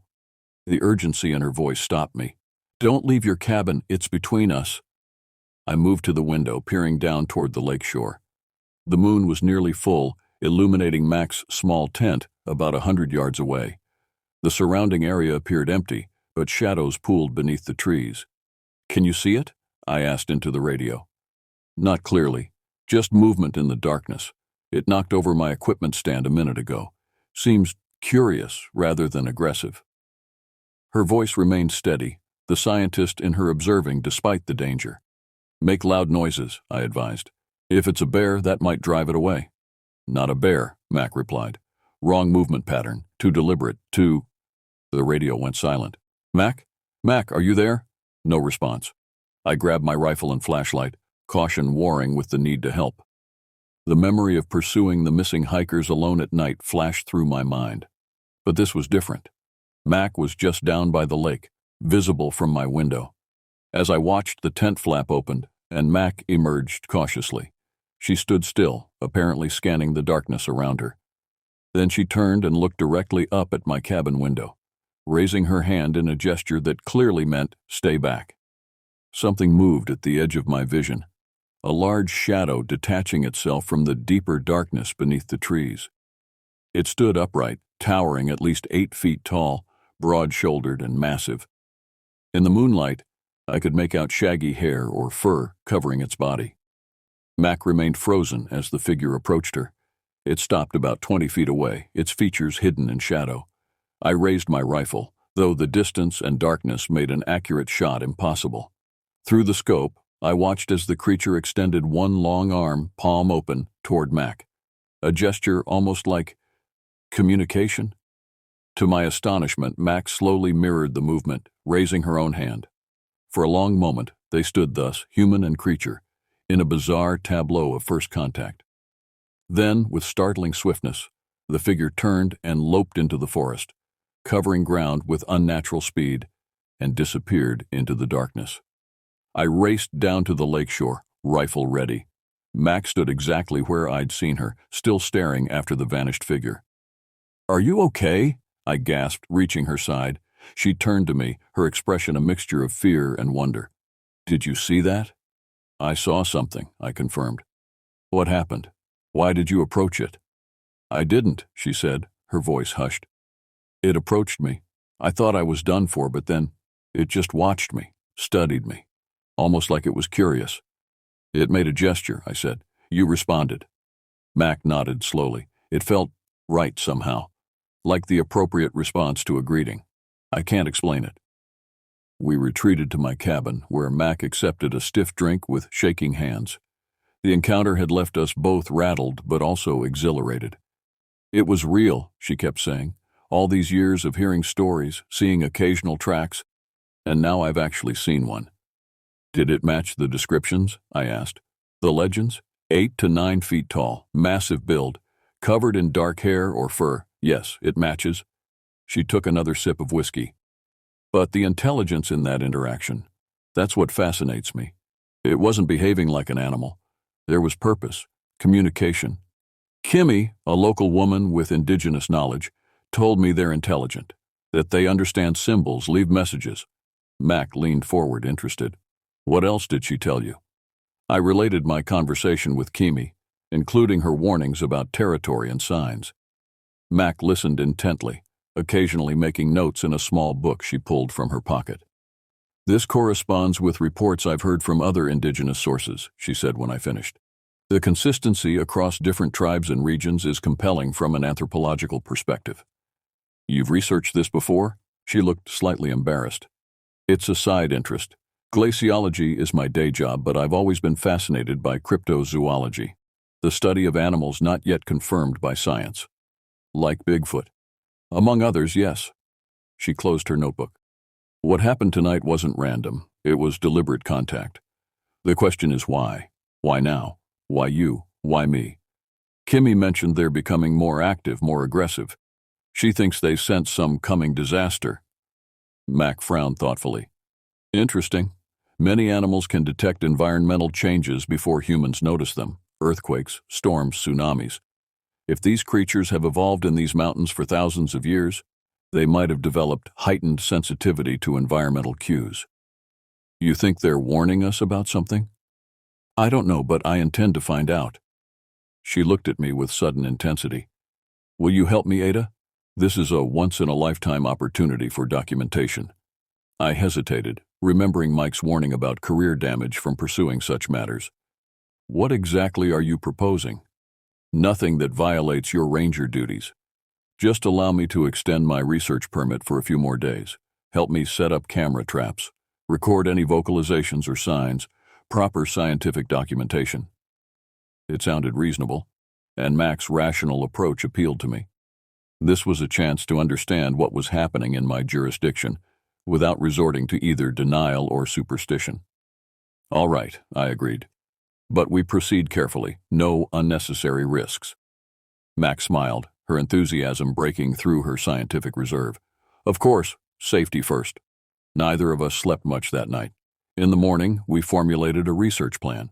Mac would modify her environmental sampling to include areas where signs or tracks had been found. We would set motion-activated cameras at strategic locations and record any unusual sounds. For 3 days, we worked methodically, establishing our monitoring network without venturing into the northwest section that Kimmy had warned against. Mac's scientific approach helped me regain my confidence in the forest, transforming fear into curiosity. On the 4th morning, we checked the cameras. Most showed nothing unusual: deer, raccoons, the occasional bear. But one, placed along the lake shore opposite my cabin, had captured something extraordinary. In the grainy night vision footage, a large figure stood at the water's edge, silhouetted against the lake. It was unmistakably the same creature we had seen, tall, broad, covered in shaggy hair. As we watched, it turned and looked directly at the camera, eyes reflecting the infrared light.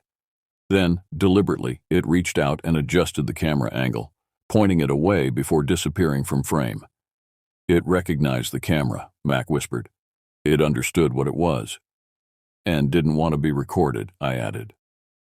That afternoon, as we hiked to check the remaining cameras, we made another discovery. Along a rarely used trail, we found a complex arrangement of broken branches, stones, and pine cones. The pattern was too deliberate to be natural. Concentric circles with lines radiating outward like a compass. A sign, I said, remembering Kimmy's words. Mac photographed it from multiple angles, then studied her compass. The lines align with cardinal directions, she noted. And look, this thicker line points northwest, toward the forbidden area. We exchanged glances, both thinking the same thing. Was this a warning to stay away, or an invitation to follow? That evening, as we reviewed our findings at the cabin, the radio interrupted our discussion. It was headquarters, requesting a routine check-in. I responded, confirming all was well at Mist Lake Outpost. We've got a weather advisory for your area, Ranger Blackwood, the dispatcher said. Major storm system moving in tomorrow. High winds, heavy rain, possible lightning. Duration expected to be 3 to 4 days. Copy that, I replied. We'll prepare accordingly. We? Is someone with you? I realized my slip. Dr. Fraser, the university researcher. Her permit was extended for additional sampling. There was a pause. No extension was logged in our system, Ranger. Dr. Fraser's permit expired yesterday. I glanced at Mac, who grimaced apologetically. There must be a paperwork error, I said. I'll have Dr. Fraser contact the permit office directly. Please do. And Ranger Blackwood? Be advised that all non-emergency personnel should evacuate before the storm hits. That's a safety protocol for researchers without extended permits. The message was clear. Mac needed to leave. Today. After signing off, I turned to her with raised eyebrows. You didn't extend your permit? She had the grace to look embarrassed. I tried. They denied the extension. Said the storm was making the area unsafe for non-essential personnel. She leaned forward earnestly. But Ada, we're on the verge of something significant here. Real documentation of an undocumented species. I couldn't just walk away. I understood her scientific enthusiasm, but as a ranger, I had responsibilities. You need to hike out today. The storm could trap us here for days with these creatures, I know. She grinned suddenly. Isn't that perfect? Forced proximity often leads to the best wildlife observations. This isn't a joke, Mac. If headquarters realizes you're still here during a major storm, I could face disciplinary action. Her expression sobered. You're right, I'm sorry. She sighed. I'll pack up, but I'm leaving the cameras. Promise me you'll keep monitoring them. I promise, I said, relieved she was being reasonable. And I'll share anything significant I find. Mac departed that afternoon, hiking toward the ranger station with obvious reluctance. I watched her go with mixed feelings, concern for her safety on the trail, relief at following proper protocols, but also disappointment at losing my companion and fellow investigator. The storm arrived sooner than predicted. By evening, wind was howling around the cabin, and rain lashed the windows with growing intensity. I secured everything outside, made sure my emergency supplies were ready, and settled in for a long, isolating weather event. Around midnight, as the storm reached its peak, I heard it again, that distinctive howl cutting through the wind and rain. Not just one voice this time, but several, calling and responding across the darkness. They were active tonight, and from the sound of it, they were agitated. I double-checked that my doors were locked, Kimmy's bundle still hanging above the entrance. Then I extinguished my lamp and sat in darkness, listening to the storm and the creatures moving within it. Something told me this would be a very long night. The storm lasted 5 days. 5 days of howling wind, sheets of rain punctuated by sleet, and occasional lightning that illuminated the churning surface of Mist Lake. 5 days of isolation broken only by brief radio check-ins with headquarters, their signal often degraded by atmospheric interference. 5 days of unseen movement in the forest around my cabin.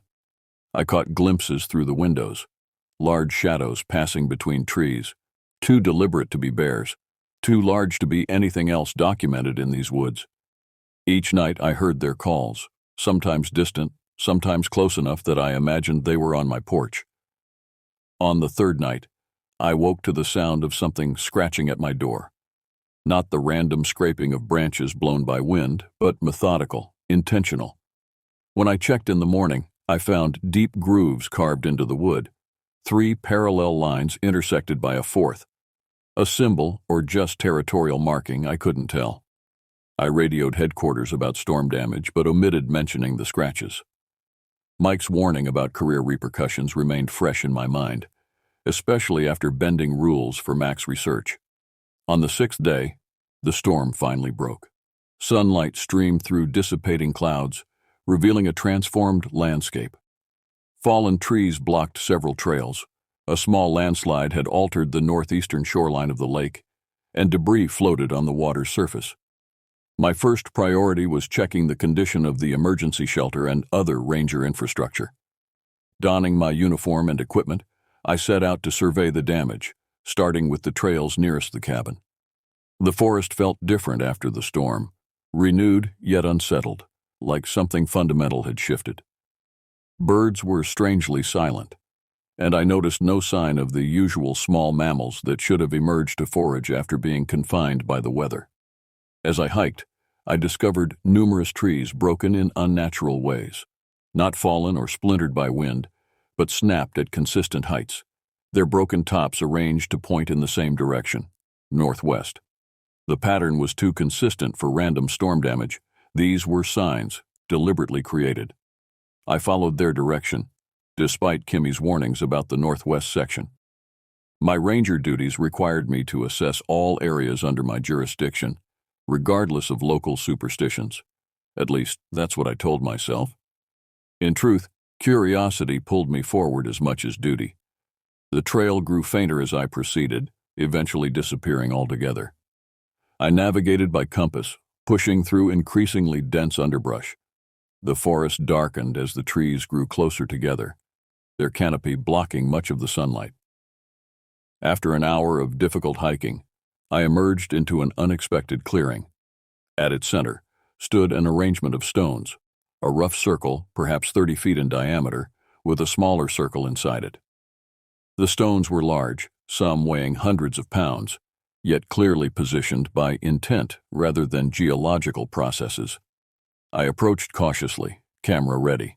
The stone arrangement reminded me of ancient monuments I'd seen in books, primitive but purposeful, aligned with natural features of the landscape. From the center of the circle, I noticed that gaps between certain stones framed distant mountain peaks. The ground within the circle had been cleared of vegetation, the soil packed hard by repeated use. Around the perimeter, I found more of those distinctive footprints, some fresh enough to have been made since the storm. This was a gathering place, their gathering place. As I photographed the site, the silence deepened. Even the wind seemed to hold its breath. That familiar sensation of being watched intensified until the hairs on my neck stood rigid. I turned slowly, surveying the tree line surrounding the clearing. They stood in the shadows beneath the trees, dark, massive figures, partially concealed yet unmistakably present. I counted at least 5, possibly more, forming a loose semicircle around the clearing's edge. None moved. They simply watched, their eyes reflecting sunlight in brief golden flashes when they shifted position. My heart hammered against my ribs, but I fought the urge to run. Running would trigger pursuit. Every wilderness training manual emphasized this. Instead, I slowly raised my empty hand, palm outward, mimicking the gesture I'd seen exchanged between Mac and the creature by the lake. A greeting, a sign of peaceful intent. Long seconds passed. Then, one figure, larger than the others, its fur graying around what I presumed was its face, stepped partially out of the shadows and returned the gesture. An acknowledgement. Communication. I remained frozen, unsure what to do next. The creatures made no move to approach or retreat. We were locked in a silent standoff, neither side willing to escalate or withdraw. A distant sound broke the tension. Human voices, calling my name. "Ranger Blackwood, Ada, can you hear us?" A search party. Headquarters must have grown concerned when I didn't respond to scheduled radio checks while surveying storm damage. The creatures reacted instantly to the human voices, melting back into the forest with surprising speed and silence for beings of their size. Within seconds, the clearing appeared empty, save for me and the stone arrangement. I should have been relieved. Instead, I felt a curious disappointment, as if a rare opportunity had been interrupted. "Here," I called back to the searchers. "I'm in a clearing about 3 miles northwest of the cabin." 20 minutes later, 3 rangers pushed through the underbrush into the clearing, led by Mike Hashimoto. His expression shifted from relief to concern as he took in my location. "Ada," he said, approaching me, "are you all right? You missed 2 check-ins." "I'm fine," I assured him. "Just lost track of time while surveying storm damage." I gestured to the stone arrangement. "Have you seen this place before?" Mike's eyes darted nervously around the clearing before returning to me. "We should head back. This area isn't safe after heavy rainfall. Unstable ground." "The ground seems perfectly stable," I observed. "And these stones, they're deliberately arranged. Some kind of monument or meeting place?" "Old mining markers, probably," Mike said dismissively. "This area had some prospecting activity in the 1800s. "These aren't mining markers," I insisted. "Look at the alignment with the mountains, the concentric circles. This is something else." The other rangers were examining the stone arrangement with obvious curiosity, but Mike cut off their exploration. "We need to move out. Storm damage needs documenting closer to established trails." His tone left no room for argument. As we hiked back toward my cabin, Mike dropped back to walk beside me, lowering his voice. "What were you really doing out there, Ada?" "Exactly what I said, surveying storm damage. I found unusual broken trees all pointing northwest. I followed them." He sighed. "You're not letting this go, are you? The footprints, the missing hikers, now this stone circle. You're connecting dots that would be better left separate." "Why?" I challenged. "Because it doesn't fit into neat bureaucratic categories? Because it might challenge what we think we know about these woods?" "Because it leads nowhere good," he replied sharply. "Trust me on this. I've been working these forests for 25 years. Some mysteries should remain mysteries." "Is that why the previous rangers at Mist Lake requested transfers? They saw something and you convinced them to stay quiet?" Mike stopped walking, allowing the other rangers to move ahead out of earshot. "Listen carefully, Ada. I'm trying to protect you. Your career, yes, but also your safety. There are forces at work in these woods that don't appear in any ranger manual." "You mean the creatures? You've seen them too." He was silent for a long moment, then nodded once, reluctantly. 10 years ago. A glimpse, nothing more. Enough to know they're real, and they're best left undisturbed." "But the missing hikers entered their territory despite warnings," he finished. "It's unfortunate, tragic even, but it's the risk of true wilderness. Nature doesn't always bend to human will or understanding." So we just cover it up. Pretend it isn't happening? We respect boundaries, Ada, both theirs and ours. He started walking again. The northwest section will be officially closed pending landslide assessment. No unauthorized entry, not even for rangers without specific clearance. You can't just quarantine part of a national wilderness area without explanation. Watch me, he replied grimly. I've done it before. Back at my cabin, I found Mac waiting on the porch, her backpack beside her. She jumped up as we approached. Thank God, she exclaimed. I was about to organize another search party. Mike's expression darkened. Dr. Fraser, I was under the impression you had returned to the university before the storm. Mac had the good grace to look abashed. I got caught by the weather before reaching the station. Took shelter in a cave until it passed. I knew she was lying, the tight line of her mouth, the too casual way she leaned against the railing. But I said nothing. Whatever her actual whereabouts during the storm, challenging her story in front of Mike would only create more problems. Well, you're both safe, which is what matters, Mike said, though his tone suggested otherwise. Dr. Fraser, I must insist you depart immediately. The area remains hazardous after the storm. Of course, Mac agreed smoothly. I just need to collect my remaining equipment from Ranger Blackwood, and I'll be on my way. Mike instructed the other rangers to begin documenting storm damage along the main trails, then turned back to me. Headquarters at 1800 hours. Don't miss it. After they departed, Mac dropped her casual demeanor. Where were you? I came to check the cameras this morning and found your cabin empty. I could ask you the same thing. You clearly didn't spend the storm in a cave. She grinned. You caught that, huh? No, I doubled back after leaving and set up camp in that old mine shaft about a mile south. Uncomfortable but dry. Her expression turned serious. But you were in their territory, weren't you? The northwest section? I nodded, then described the stone circle and my encounter with the watching creatures. Mac listened with rapt attention, occasionally making notes. Extraordinary, she murmured when I finished. A deliberately constructed meeting ground. Evidence of cultural behavior, tool use, possibly even astronomical knowledge if the alignments are intentional. Mike's closing the entire northwest section. Says it's for landslide assessment. Convenient excuse, Mac snorted. Classic containment strategy. Can't explain it, so restrict access to it. He's seen them too, Mac. 10 years ago. He admitted it today. She looked up sharply. He actually confirmed a sighting? That's significant. Most officials deny even when they know.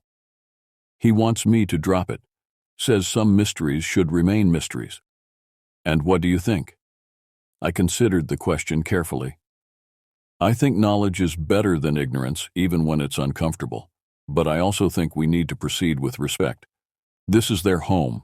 We're the intruders. Mac nodded approvingly. Exactly the right approach. She pulled a small device from her pocket. And I may have something to help with that respect. A translator of sorts. The device resembled a sophisticated digital recorder with several unusual attachments. I developed this for my work with whales, Mac explained. It analyzes acoustic patterns, identifies recurring elements that might constitute language, and can reproduce those sounds. You think you can communicate with them? Not fluently, but perhaps establish basic understanding. If they're as intelligent as they seem, they might recognize an attempt at communication. Mike would never approve this. Mike doesn't need to know. She looked at me intently. The cameras recorded multiple vocalizations during the storm. I've already begun analyzing the patterns. There's structure there, Ada. Consistent patterns that suggest meaning. The scientist in me was fascinated. The ranger in me was wary. Even if I wanted to help, and I'm not saying I do, the northwest section is now officially closed. We don't need to enter their territory, Mac countered. They're expanding their range since the storm. 2 of the cameras recorded them less than half a mile from this cabin just last night. That explained the scratching at my door. They were growing bolder, coming closer to human habitation. But why? Let me think about it, I said finally. I need to report to headquarters at 1800, and I should check the other emergency shelters first. Mac nodded, though I could see she was eager to proceed immediately. I'll catalog the vocalizations we've recorded so far. Meet me back here at sunset." After Mac departed, ostensibly heading back to the ranger station but likely returning to her hidden camp, I spent the afternoon inspecting nearby trails and structures. The storm had caused significant damage, but nothing that couldn't be repaired once maintenance teams arrived. At 1800 hours, I radioed headquarters as instructed. Mike was waiting for my call. Ranger Blackwood reporting, area inspection complete. Multiple blocked trails and minor structural damage to North Shore Shelter. Northwest section remains inaccessible due to landslide risk. Copy that, Mike replied. Maintenance team scheduled to arrive day after tomorrow. Until then, focus on documenting damage and establishing temporary trail markers where needed. He paused. Any other observations to report?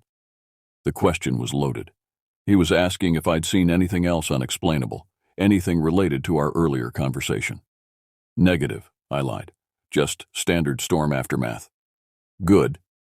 His relief was audible. Keep it that way, Ranger. Out. I spent the remaining daylight hours clearing debris from around my cabin and preparing for Mac's return. Part of me knew I should report her unauthorized presence, but curiosity outweighed protocol. If she had truly found a way to analyze the creature's vocalizations, it could be revolutionary, not just for cryptozoology, but for our understanding of primate evolution and intelligence. As the sun set, casting long shadows across Mist Lake, I waited on my porch for Mac's return. The usual evening sounds surrounded me. Birds settling for the night, small mammals rustling in underbrush, insects beginning their nocturnal chorus. Then abruptly, silence fell. The forest held its breath as if listening for something beyond human hearing. I tensed, remembering Kimmy's warning. When the forest goes silent, don't investigate. Stay inside, lock your doors, and wait for dawn. I stood, preparing to retreat into the cabin, when a scream shattered the stillness. Human, female, terrified.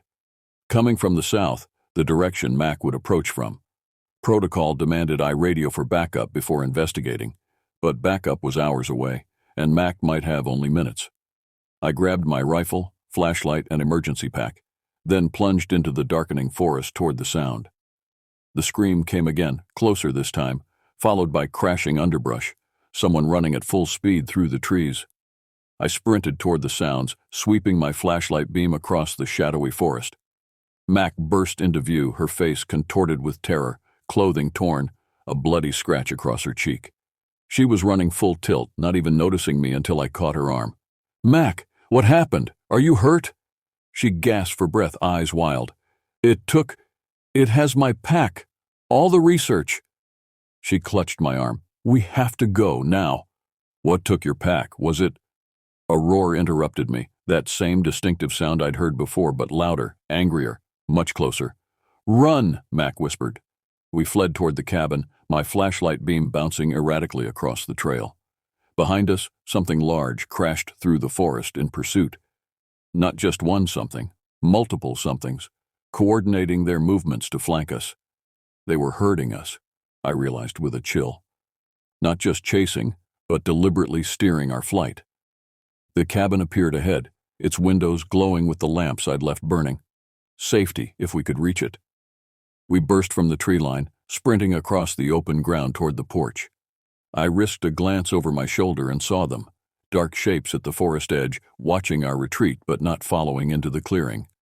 Mac stumbled up the steps and I followed, slamming and locking the door behind us.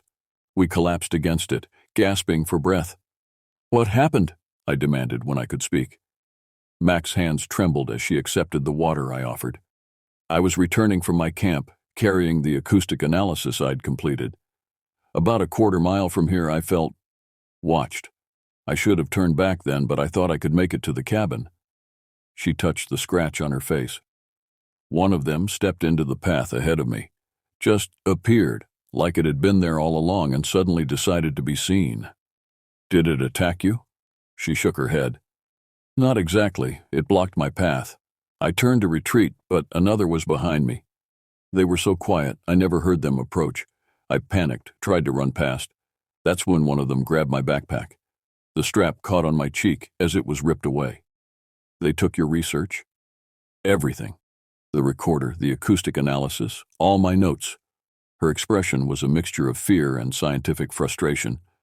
Why would they take that specifically? They left my personal gear, food, even my camera. Just took the pack with the research materials. I moved to the window, peering out into the darkness. Because they understood what it was, I said slowly. They recognized you were studying them, recording them. That suggests an incredible level of intelligence, Mac murmured, joining me at the window, and self-awareness. Outside, shadows moved at the tree line, tall figures pacing back and forth, never entering the clearing but clearly establishing a perimeter around the cabin. They've never been this bold before, I said, coming so close to human structures, taking items directly from people. The storm changed something, Mac suggested, altered their behavior patterns. Or maybe what? Maybe they're preparing for something. Kimi mentioned they become more active before disasters. I remembered the broken trees all pointing northwest, the stone circle, the creatures gathering in unusual numbers. Something was happening. Something that had agitated them enough to abandon generations of reclusive behavior. Throughout the night, we took turns watching and resting. The creatures maintained their vigil, occasionally moving closer to the cabin before retreating again, testing boundaries. Twice I heard them on the porch, heavy footsteps creaking on the wooden boards. Near dawn, exhaustion finally overcame my vigilance, and I drifted into uneasy sleep while Mac kept watch. My dreams were fragmented, filled with stone circles and massive shadows moving through endless forests. I woke with a start to bright sunlight streaming through the windows, and Mac shaking my shoulder urgently. "Ada, wake up. You need to see this." I followed her to the front door, which stood open to reveal the porch. There, arranged in a neat semicircle, lay objects from Mac's stolen backpack, her notebook, recorder, and analysis printouts. But they weren't as she had left them. The notebook pages had been carefully marked with what appeared to be charcoal, symbols, patterns, lines connecting different acoustic waveforms Mac had documented. The recorder itself had been partially disassembled, then reassembled in a slightly different configuration, with certain buttons and dials highlighted by the same charcoal markings. "They improved it," Mac breathed, examining the modified device. "Look, they've recalibrated the frequency intake to better capture their vocalizations. How could they possibly understand this technology?" I stared at the notebook markings. "They're trying to communicate, to help us understand them." "This is unprecedented," Mac said, carefully gathering the modified equipment. "No documented case of a non-human species actively facilitating cross-species communication like this." As we studied the returned items, the radio crackled to life. "Mist Lake Outpost, this is Ranger Hashimoto. Do you copy?" "Over." I moved to respond, but Mac caught my arm, her expression pleading. I understood her concern. If I mentioned what had happened, Mike would immediately evacuate us and confiscate the evidence. "This is Ranger Blackwood," I answered carefully. "Reading you loud and clear, over. Maintenance team departure delayed by equipment issues. ETA now tomorrow afternoon. Any changes in your situation?" "Over." I hesitated, looking at the modified equipment, the charcoal symbols, the evidence of non-human intelligence that would forever change our understanding of these creatures if properly documented. "Negative," I said finally. "Situation stable. We'll continue trail clearing today. Over." "Copy that. Check in at 1800 as usual. Out." Mac squeezed my arm gratefully. "Thank you. We need time to document this properly before it's swept under bureaucratic rugs." We spent the morning analyzing the returned materials. The creatures had not only marked the acoustic patterns of their own vocalizations, but had drawn connections to similar human sounds, creating a rudimentary translation key. "They understand us," Mac said wonderingly.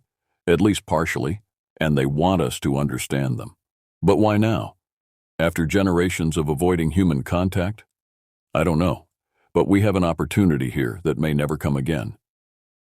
Using the modified recorder and the translation guidance provided in the notebook, we began practicing approximations of their calls, simple patterns that, according to the markings, conveyed basic concepts like greeting, danger, and territory.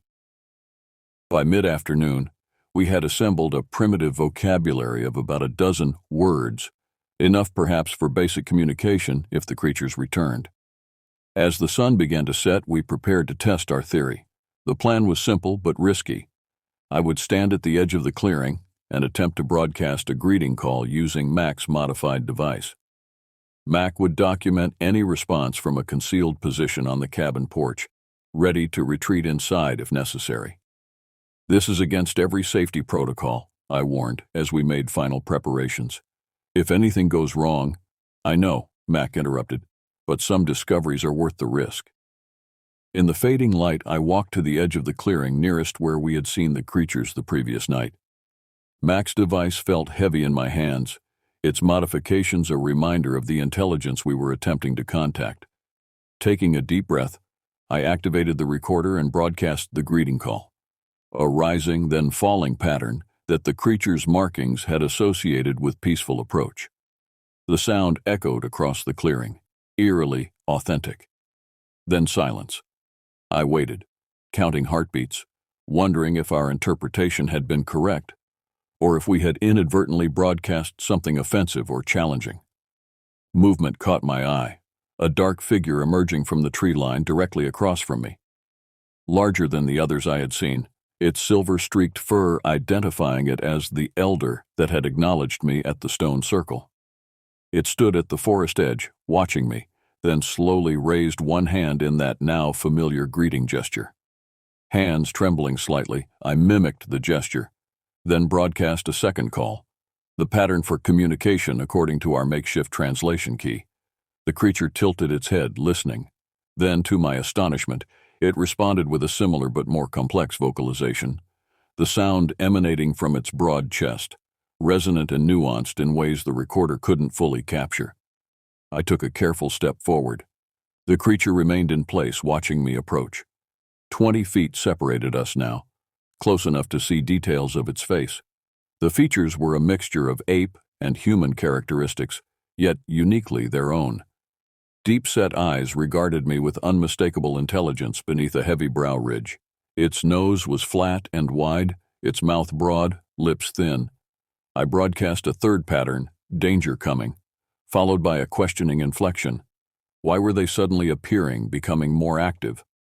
The creature made a series of gestures with its massive hands, then vocalized a complex sequence of sounds, too fast and nuanced for me to follow with my limited understanding.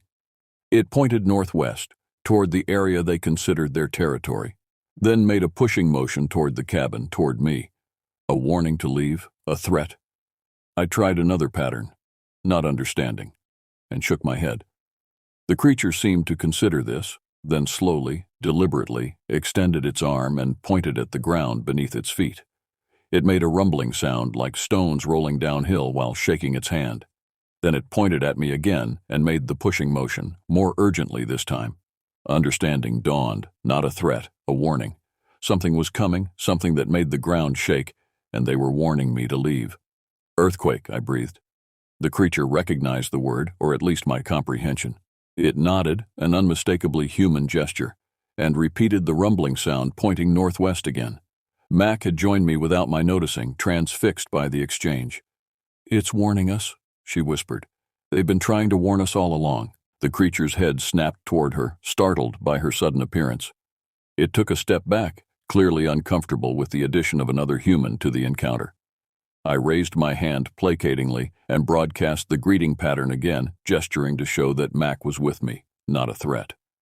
The creature watched us for another long moment, then abruptly turned and disappeared into the forest with surprising speed and silence for its size. "Did you get all that?" I asked Mac. She nodded, holding up her camera. "Every second. The first documented peaceful communication between humans and whatever we should call them." "Tsiatko," I said, remembering Kimmy's name for them. "The people of the forest. Whatever we call them, they're trying to warn us about an imminent earthquake. We need to alert authorities immediately." We hurried back to the cabin, where I prepared to radio headquarters with our findings. But as I reached for the transmitter, doubt crept in. Would anyone believe us? Would Mike dismiss our warning as fantasy, delaying evacuation of vulnerable areas? "We need more than just our testimony," I said, turning to Mac. "Your recordings, the modified equipment, it's compelling but not conclusive by scientific standards. What about seismic data? Max suggested. If there are tremors building, even small ones, they should be detectable. That would corroborate what the Siatko are warning us about. The university maintains monitoring stations throughout the Cascades, I remembered. Can you access their data remotely? Mac nodded. I have colleagues in the geology department.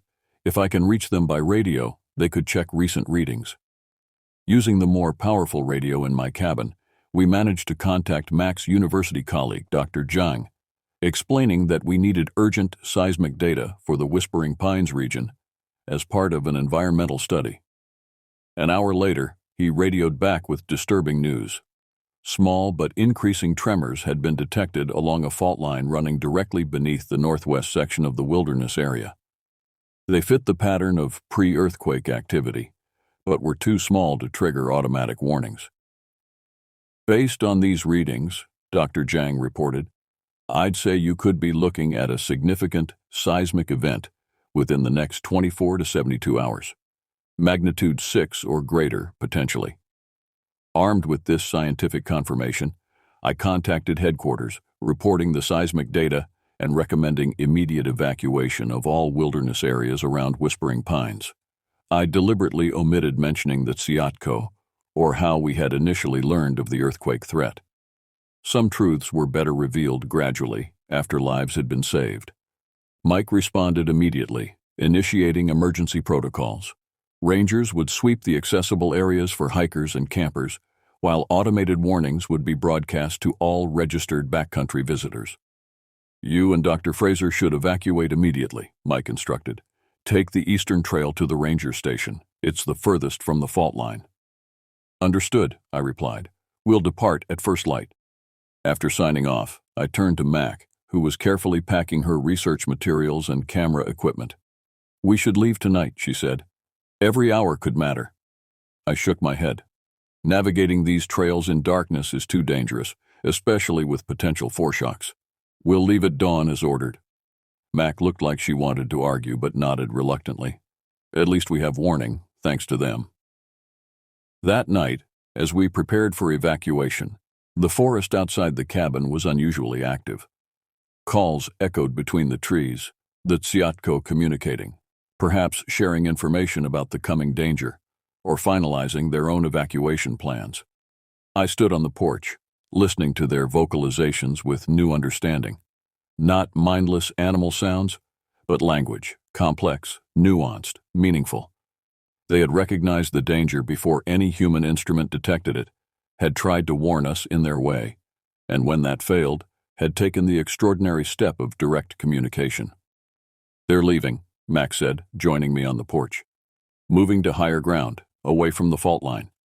We should do the same, I agreed. As I turned to go inside, movement at the forest edge caught my attention.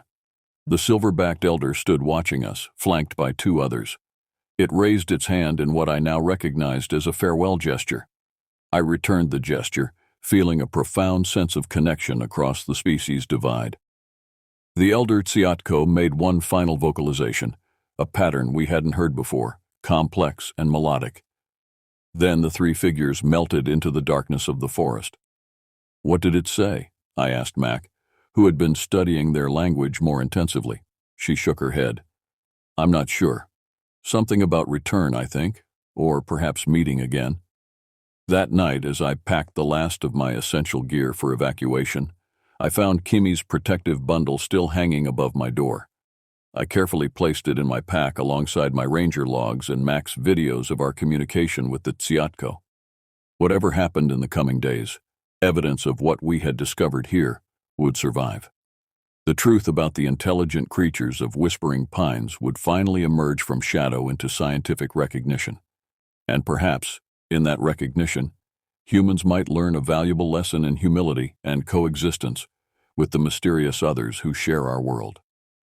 The earthquake struck at dawn, just as we were preparing to depart. The first tremor was subtle, a vibration more felt than heard, like a massive truck passing nearby. Then came the main shock, a violent upheaval that seemed to originate from directly beneath us. The cabin lurched and groaned, windows shattering as the structure twisted on its foundation. Mac and I dove under the heavy oak table, clutching each other as the world convulsed around us.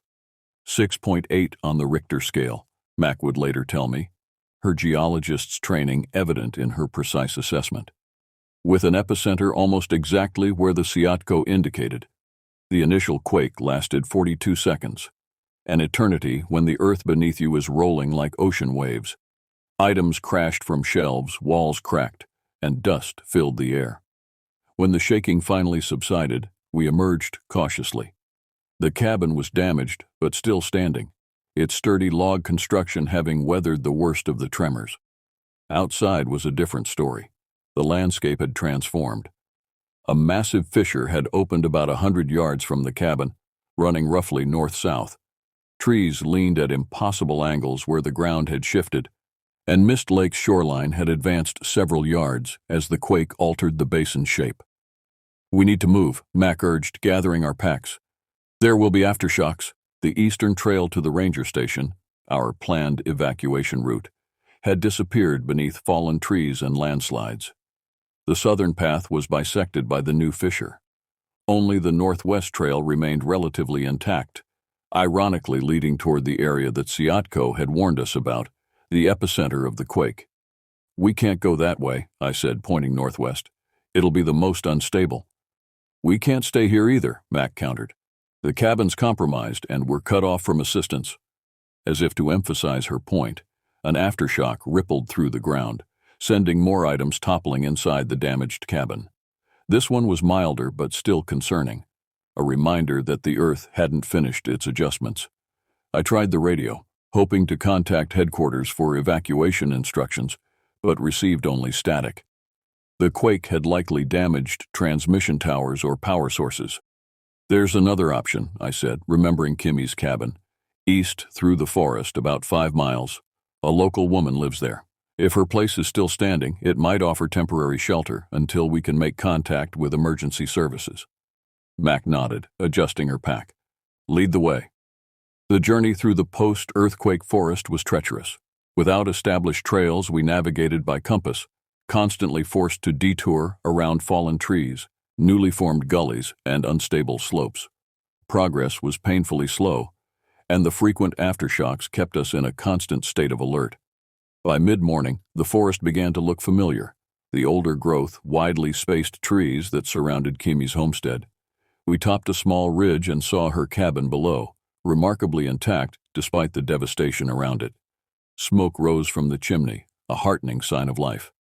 As we approached, Kimmy emerged from the doorway, unsurprised by our appearance. "The earth has spoken," she said by way of greeting, as they warned it would.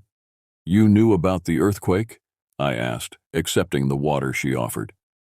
The Tsiatko have been restless for weeks. Their movements always signal change coming to the forest. She looked at Mac appraisingly.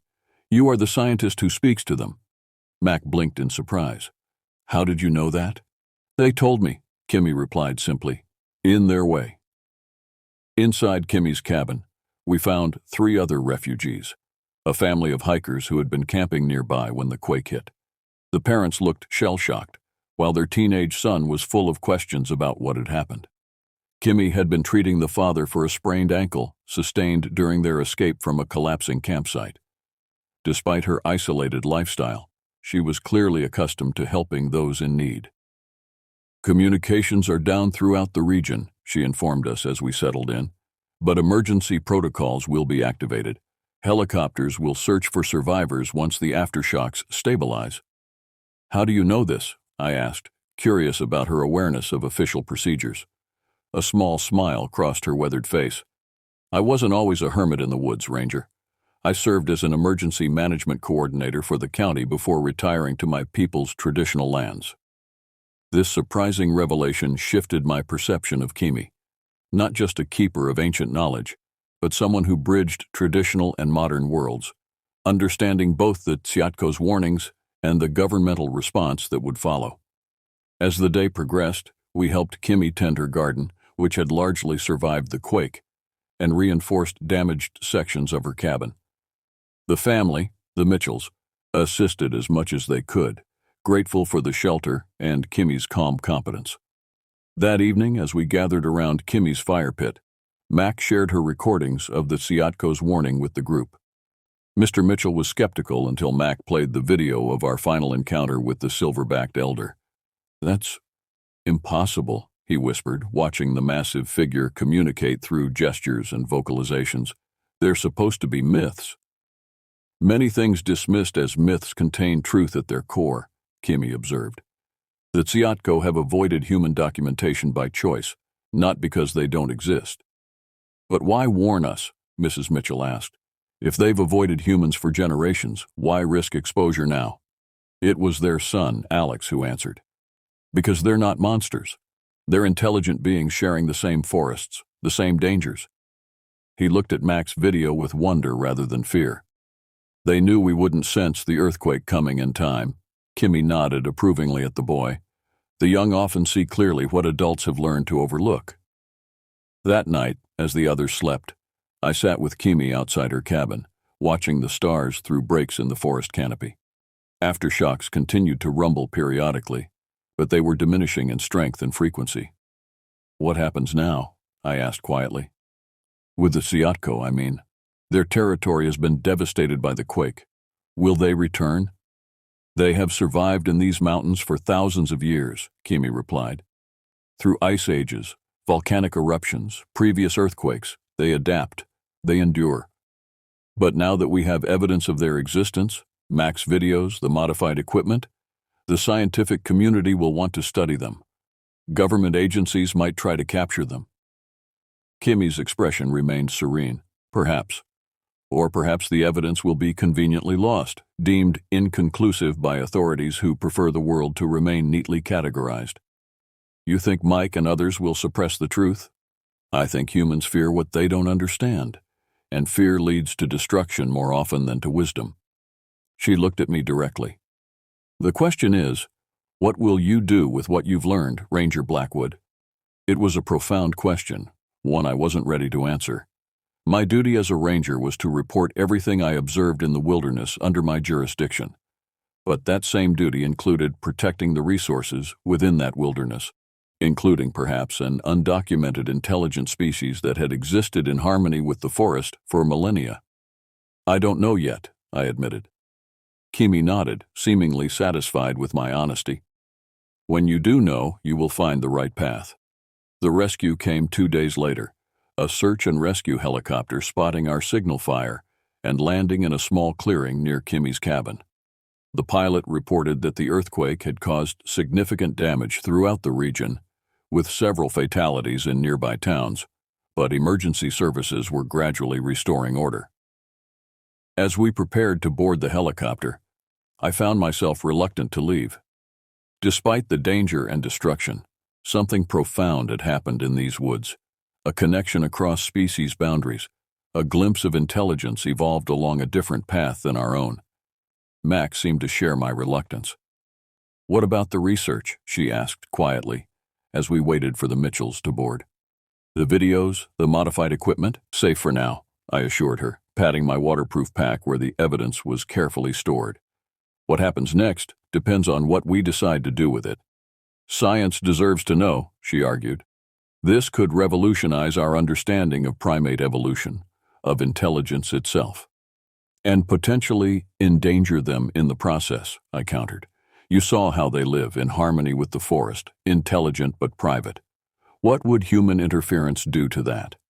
Mac had no immediate answer. It was the central ethical dilemma of discovery, the tension between knowledge and preservation, between human curiosity and respect for other forms of existence. Kimmy approached as we prepared to board the helicopter. She handed me a small carved wooden figure, a stylized representation of a Tsiatko. "A reminder," she said, "that some truths are meant to be carried in the heart rather than broadcast to the world. Choose wisely, Aduet Blackwood." The helicopter ride took us over the transformed landscape of whispering pines. From above, the earthquake's impact was even more evident. The northwestern section particularly devastated, with massive landslides having altered entire mountainsides. Mist Lake had changed shape, now sporting a new peninsula, where part of the shoreline had collapsed and pushed outward. My cabin was visible as we passed, its roof partially collapsed, the clearing around it strewn with fallen trees. The place I had called home for the past months was now uninhabitable. Yet amidst the destruction, I noticed something unexpected. Areas where trees had been deliberately arranged to form shelters, particularly along ridgelines away from the main quake damage.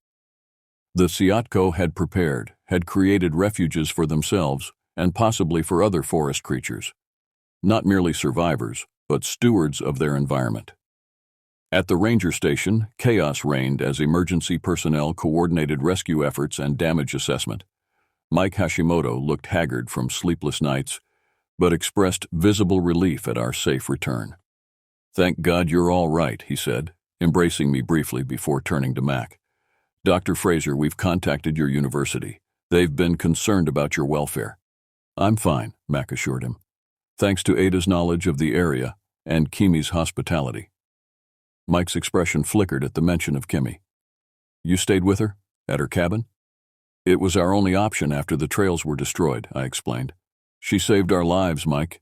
He nodded, then gestured toward the station's main building.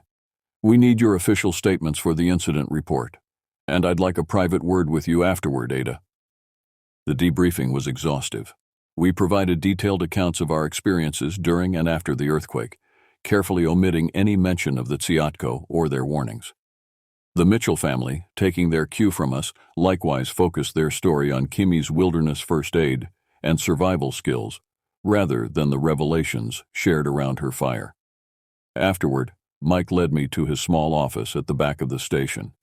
He closed the door and sat heavily behind his desk, looking older than I remembered. "The seismic data you reported saved lives," he said without preamble. "The early warning gave us time to evacuate vulnerable areas before the main quake hit. You should be proud of that."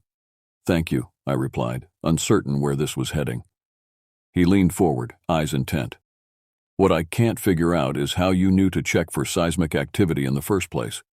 There were no obvious precursors, no foreshocks large enough to be felt by humans." His gaze was penetrating. "So, what really happened out there, Ada?" It was the moment of decision Kimi had prepared me for. The evidence was in my pack: videos, recordings, the modified equipment. I could present it all, force acknowledgement of the Siatko's existence and intelligence. Science would have its revolution, and my career as the ranger who documented an undiscovered intelligent species would be assured. But at what cost to the creatures themselves? I thought of the silver-backed elder, its deliberate communication, its warning that had saved human lives despite generations of avoiding human contact. I remembered Kimi's words about truths meant to be carried in the heart rather than broadcast to the world. "I noticed unusual animal behavior," I said finally. "Birds going silent, small mammals abandoning their territories, traditional warning signs of seismic activity. My environmental science background helped me connect the dots." Mike studied me for a long moment, his expression unreadable. Then he nodded slowly, a quiet understanding passing between us. "That will be sufficient for the official report," he said. "Your instincts and training served the public well."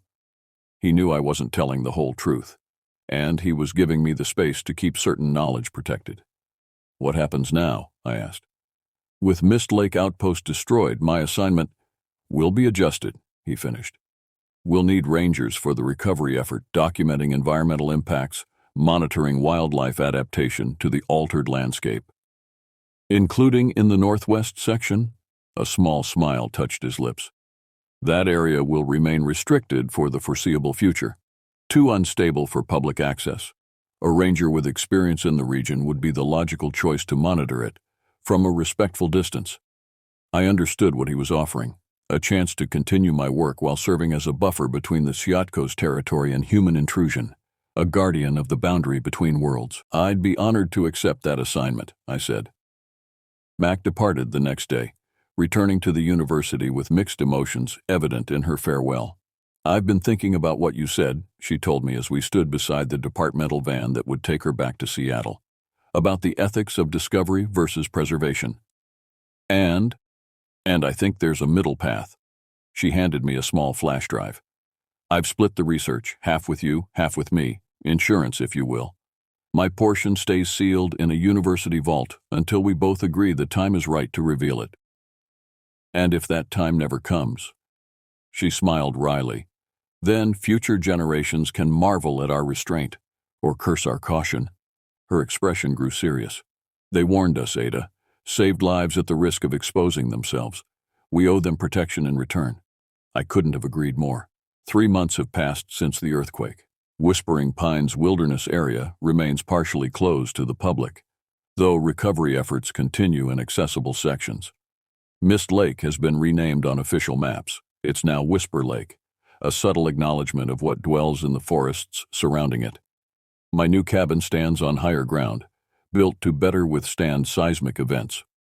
From my porch, I can see the northwestern ridges where the Tsiatko have begun to return as the forest recovers. Occasionally at dawn or dusk, I hear their calls echoing across the valley. Not alarmed now, but the normal communications of a community rebuilding. Kimi visits sometimes, bringing herbs from her garden and news from the boundary between worlds. The Tsiatko recognize her, and by extension, they have come to recognize me, not as a threat, but as a respectful neighbor who understands the importance of boundaries. Last week I found a gift outside my cabin door, a small carving made from earthquake-felled wood. It depicted a human figure and a Tsiatko figure standing side by side, neither dominant, neither submissive, equals in the forest. I placed it beside Kimi's carved figure on my mantel, tangible reminders of the trust that has been placed in me. The forest keeps its secrets, and so do I. But some evenings, when the light fades and the boundary between worlds grows thin, I take out Mac's modified recorder and practice the patterns we learned. Greeting, respect, gratitude, and sometimes from the darkness beyond my clearing a response comes, complex, nuanced, but with one pattern I've come to recognize clearly. Friend, in a world that rushes to expose and exploit every mystery, perhaps the greatest gift we can offer is the space to remain wonderfully, powerfully unknown. The Tsiatko taught me that wisdom, and I carry it forward with each day I serve as guardian of their forest. For in the end, it is not the mysteries we solve that define us, but the ones we choose to protect. The first thing that hits you when you arrive in the Alaskan backcountry is the silence, not the absence of sound. There's plenty of that in the rustling leaves, the distant calls of birds, the soft lapping of water against rocky shores. It's the absence of human noise that creates a vacuum, a void that seems to swallow you whole. My name is Takota, meaning friend to everyone in Sioux. My grandmother was half Sioux, and I'd always felt connected to that part of my heritage. The name felt like an ironic choice for someone seeking solitude, but perhaps that's exactly why I chose this posting at Midnight Lake Ranger Station. After 8 years in the Marines, followed by 3 as a police officer in Seattle, I needed space, distance, and time to breathe. The ranger station was more isolated than I'd anticipated. A sturdy log cabin nestled between towering pines, overlooking a vast, mirror-like lake that reflected the mountains beyond. My nearest neighbor was 40 miles south. Cell service was non-existent. Radio contact with headquarters was scheduled twice daily, more in emergencies. You'll be monitoring 210,000 acres, Supervisor Redford had told me during my briefing in Anchorage. Your primary duties include tracking wildlife populations, assisting any hikers in distress, monitoring for illegal activities, and reporting environmental changes. Most days, you won't see another human soul. That sounded perfect to me. After my last tour in Afghanistan and the chaos of urban policing, the wilderness offered a sanctuary. No explosions, no gunshots, no screaming. Just me, the wildlife, and endless forests beneath the vast Alaskan sky. I spent my first week settling in, organizing supplies, studying maps, and familiarizing myself with the terrain immediately surrounding the station. The cabin was well equipped. Solar panels for basic electricity, a powerful radio system, a wood stove for heat, and enough shelf-stable food to last months if necessary. Fresh water came from a natural spring nearby, filtered through a system beneath the cabin. It was on my 8th day that I found the first tracks. I'd been hiking along the eastern shore of the lake, marking locations for future wildlife cameras. when I spotted them in a muddy section of the trail. Footprints, large humanoid footprints, pressed deep into the soft earth. Too big for a human, too structured for a bear. My first thought was practical. Someone was playing a hoax. Maybe local teenagers with carved wooden feet attached to their boots, a common trick used by Bigfoot enthusiasts. But the nearest town was over 80 miles away, and these tracks showed a stride length that would be difficult to fake. The impressions were fresh, no more than a few hours old. I photographed them, measured them, and made notes. 18 inches long, 8 inches wide at the ball of the foot, 5 clearly defined toes, a stride length of approximately 70 inches, suggesting something over 7 feet tall. Just a bear walking on its hind legs, I told myself, though the shape was all wrong. Bears have elongated foot pads, and their tracks show claw marks extending beyond the toes. These had none of those characteristics. That night, I reviewed the historical reports for the region. Nothing specific about Bigfoot sightings, but several mentions of hikers reporting unusual noises and feeling watched. 3 missing persons cases in the past decade, all unsolved. One ranger had quit suddenly 5 years ago, citing personal reasons after only 2 months on the job. I told myself this was exactly why I'd taken this position. To investigate, to observe, to understand the wilderness and its secrets. But as darkness fell and the wind picked up, rattling the windows of my cabin, I couldn't shake the feeling that something was watching from the tree line, silently observing my movements through the illuminated windows.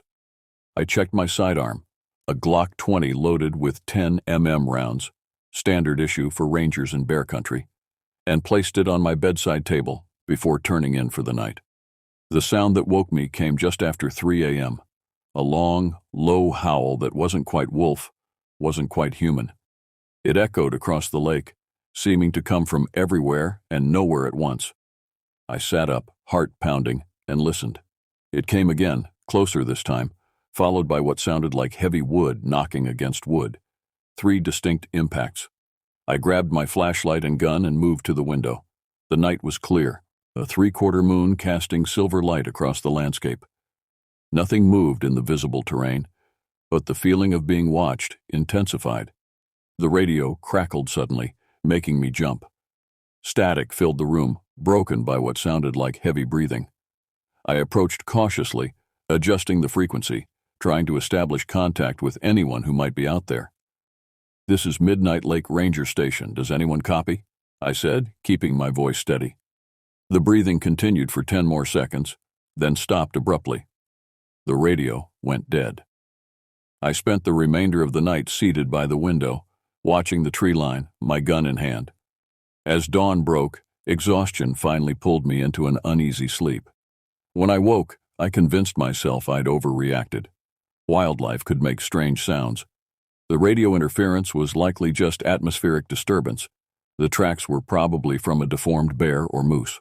There were logical explanations for everything. I reported the tracks during my scheduled radio check, describing them as unusual wildlife prints, possibly ursine but with abnormal characteristics. Headquarters acknowledged without much interest, suggesting I set up game cameras if I wanted to identify the species. Over the next few days, I installed 6 motion-activated cameras at strategic points around the lake and cabin. If anything was out there, I would capture evidence. I told myself this was standard procedure, not an admission that I believed in cryptids or monsters. But each night, the sounds returned. Sometimes distant howls, sometimes the wood knocking, and twice what sounded like heavy footsteps circling the cabin. I never saw anything when I looked outside, but each morning I found new tracks, always keeping just beyond the range of my cameras, as if whatever made them knew exactly where I'd place them. Then came the night of the storm, when everything changed. When I learned why the previous ranger had really left, and why the native tribes of the region called this area the place where shadows walk. The storm rolled in from the north, a massive front of dark clouds that swallowed the afternoon sun and plunged the forest into premature twilight. The wind picked up rapidly, bending the tall pines and sending waves crashing against the lakeshore. I'd been tracking the weather reports and knew it would be intense, 60-mile-per-hour gusts, potential for hail, several inches of rain. I secured the exterior of the cabin, brought in extra firewood, and prepared for a long night. By 7 p.m., the storm was directly overhead. Lightning split the sky in blinding flashes, followed by thunder that shook the cabin's foundation.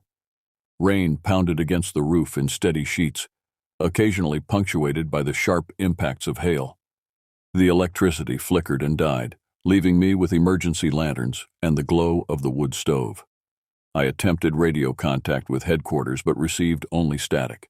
The storm had knocked out communications. I was completely isolated. At approximately 9:30 p.m., between claps of thunder, I heard a sound that didn't belong, a sharp crack like a tree splitting, followed by a heavy thud against the east wall of the cabin. I grabbed my flashlight and sidearm and peered through the window. The beam cut through sheets of rain but revealed nothing unusual. Then it came again, a deliberate thud, this time against the door.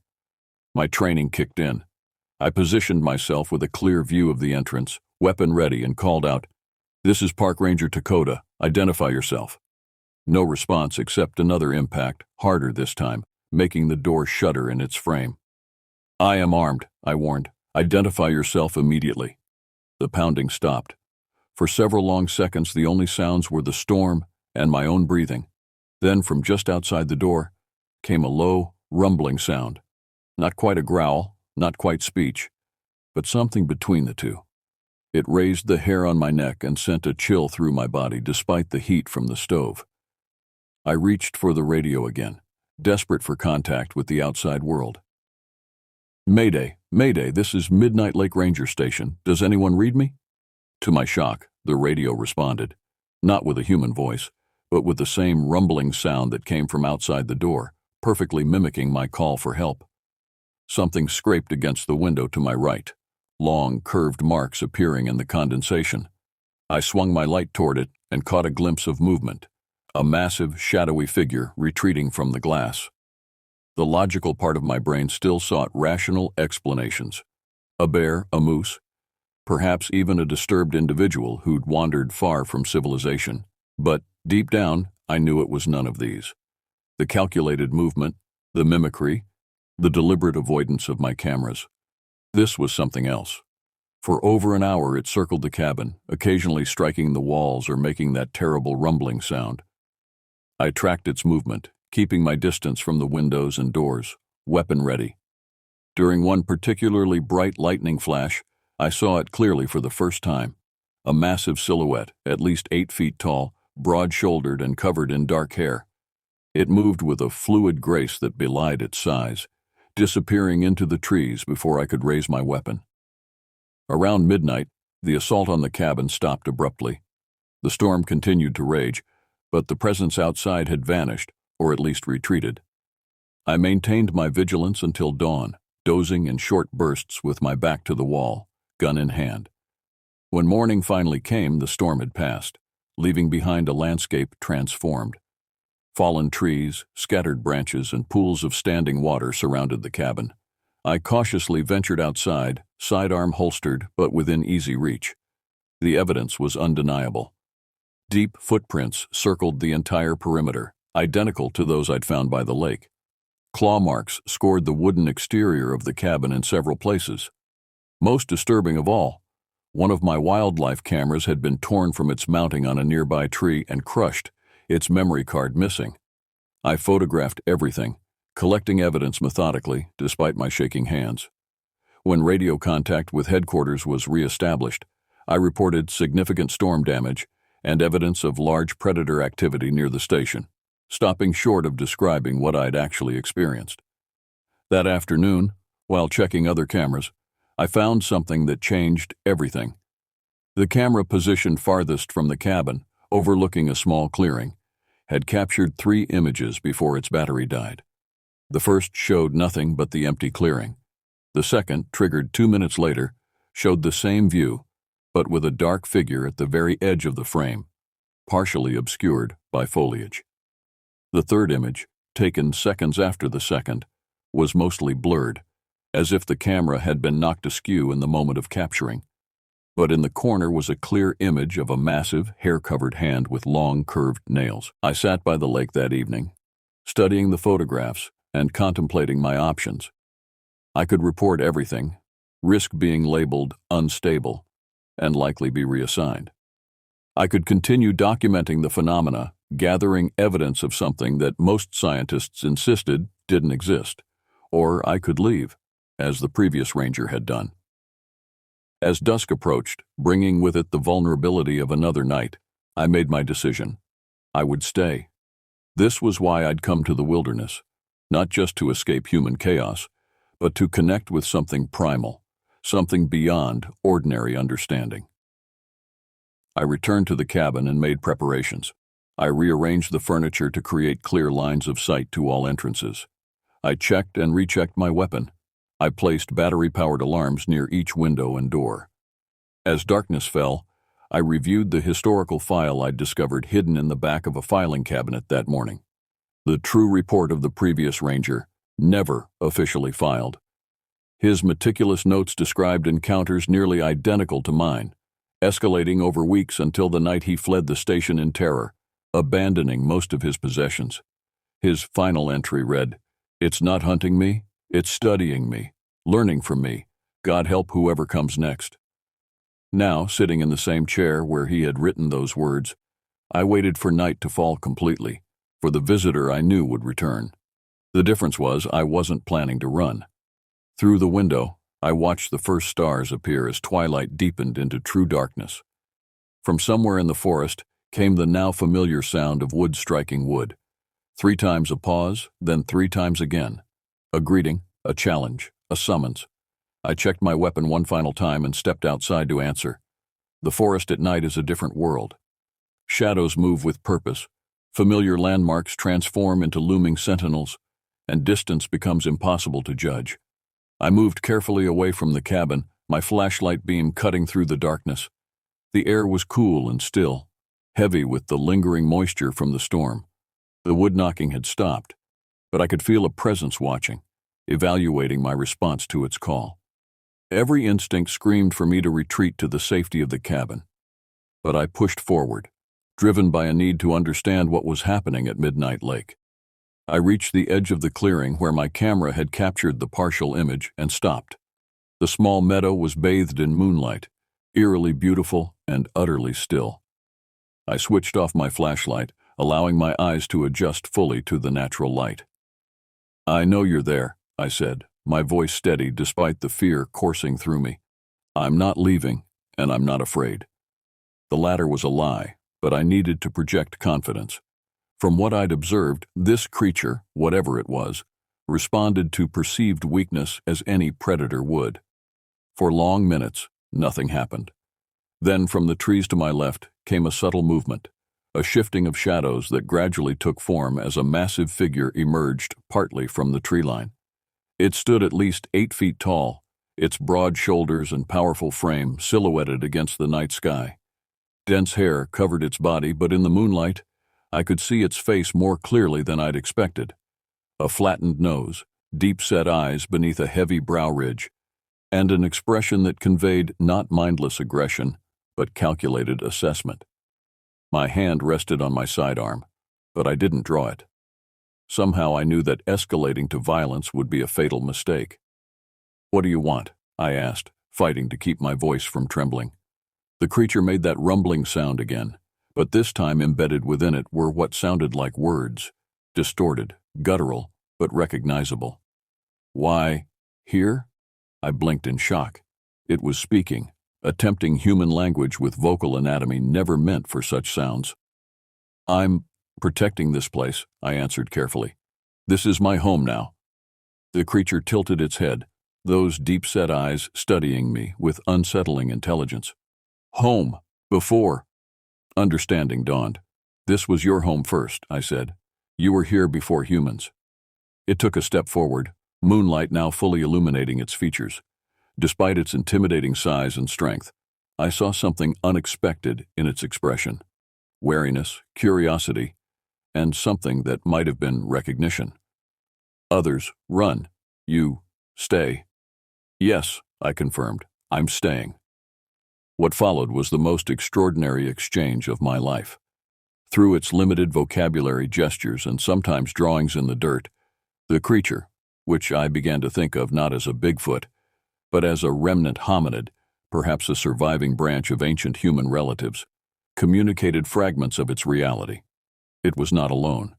There were others, not many, living in the most remote regions. They had watched humans for centuries, occasionally interacting but mostly staying hidden, passing down knowledge of our habits and technologies through generations. They understood our weapons, our cameras, our structures.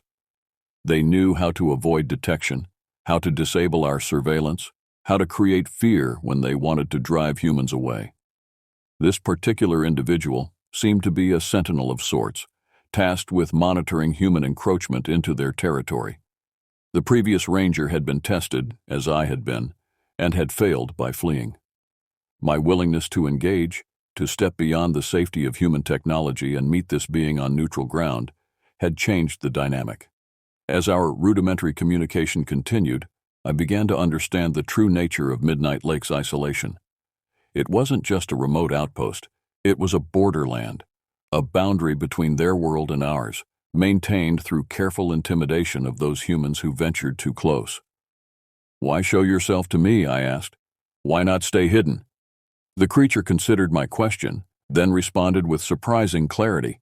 "Change coming, humans more, need, understand." I nodded slowly, processing the implications.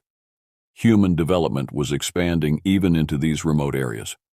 Their traditional strategy of avoidance and intimidation might not work much longer. Perhaps this was an attempt at establishing a different kind of relationship. Not friendship exactly, but mutual recognition and respect. "What happens now?" I asked. The creature gestured toward the cabin, then to the broader forest beyond. "You stay, we stay. Watch, learn, no hurt." A truce, then, an understanding that we would share this territory, observe each other, perhaps even learn from each other without violence. As dawn approached, the creature prepared to retreat deeper into the forest. Before leaving, it reached into a pouch-like fold of skin at its waist and withdrew something small that glinted in the fading moonlight. It extended its massive hand, offering the object to me. I approached cautiously and accepted the gift. It was the missing memory card from my destroyed camera, bent but possibly still functional. "See," the creature said, pointing to the card, then to its own eyes. I understood. There were images on the card it wanted me to see, perhaps of its community, its life, things it couldn't communicate through our limited exchange. It was entrusting me with knowledge that no other human possessed. As it turned to leave, I called out, "Do you have a name? Something I can call you?" The creature paused, then made a sound unlike any I'd heard before, a complex vocalization impossible to transcribe in human language. "I can't say that," I admitted. It seemed to consider this, then pointed to the lake, gleaming in the pre-dawn light, and made a simpler sound. "Water. Speaker." "Watershed," I suggested, combining the concepts. The creature nodded once, accepting this approximation, then disappeared into the forest with surprising speed and silence for something of its size. I returned to the cabin as the first rays of sunlight broke over the eastern mountains, the memory card clutched tightly in my hand. Whatever it contained, proof of an undiscovered species, insights into an ancient culture, or something beyond my current understanding, would change everything. But I already knew I wouldn't share it with headquarters, with scientists, or with the world at large. The trust placed in me carried a responsibility to protect what might be the last truly wild beings on our planet. The borderland of Midnight Lake would remain just that, a place between worlds where understanding might grow, but slowly, carefully, on terms not dictated solely by human curiosity or ambition. That morning, I made my scheduled radio check with headquarters. When asked about storm damage and any unusual activity, I reported minimal issues and no significant wildlife encounters. I would continue my work as a ranger, fulfilling my official duties while honoring a deeper, unwritten obligation to maintain the boundary between worlds. As I settled into my chair with a cup of coffee, watching the mist rise from the lake's surface, I felt the weight of isolation lift for the first time since arriving. I was not alone in this wilderness.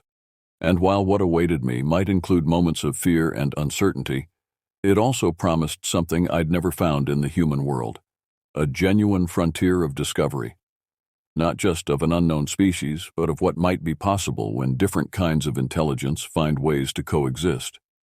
That night, and many nights after, the wood knocking returned. 3 knocks, a pause, 3 knocks. But now I understood it wasn't a warning or a threat. It was a conversation, continuing in the darkness, between 2 sentinels guarding the same border from opposite sides. I never planned to become a park ranger in the remotest part of Alaska. Most people dream of comfortable offices or suburban homes with white picket fences. Not me. After years of city life crushing my spirit, I found myself drawn to the vast wilderness of Denali. My friends thought I was having a breakdown when I applied for the position at Whispering Pines Outpost, a remote ranger station that hadn't been permanently staffed in nearly a decade. "You'll freeze to death or get eaten by a bear," my former colleague had warned, shaking his head as I packed my meager belongings into my truck. Perhaps he was right to worry, but something was pulling me north, like an invisible thread tugging at my core. I chose to adopt the name Akiak for my time in the wilderness, an Inuit word meaning brave. It seemed fitting for this new chapter of my life. Not my birth name, but one that resonated with the ancient mountains and forests that would become my home. The name change raised eyebrows during my orientation in Fairbanks, but the veteran rangers nodded with understanding.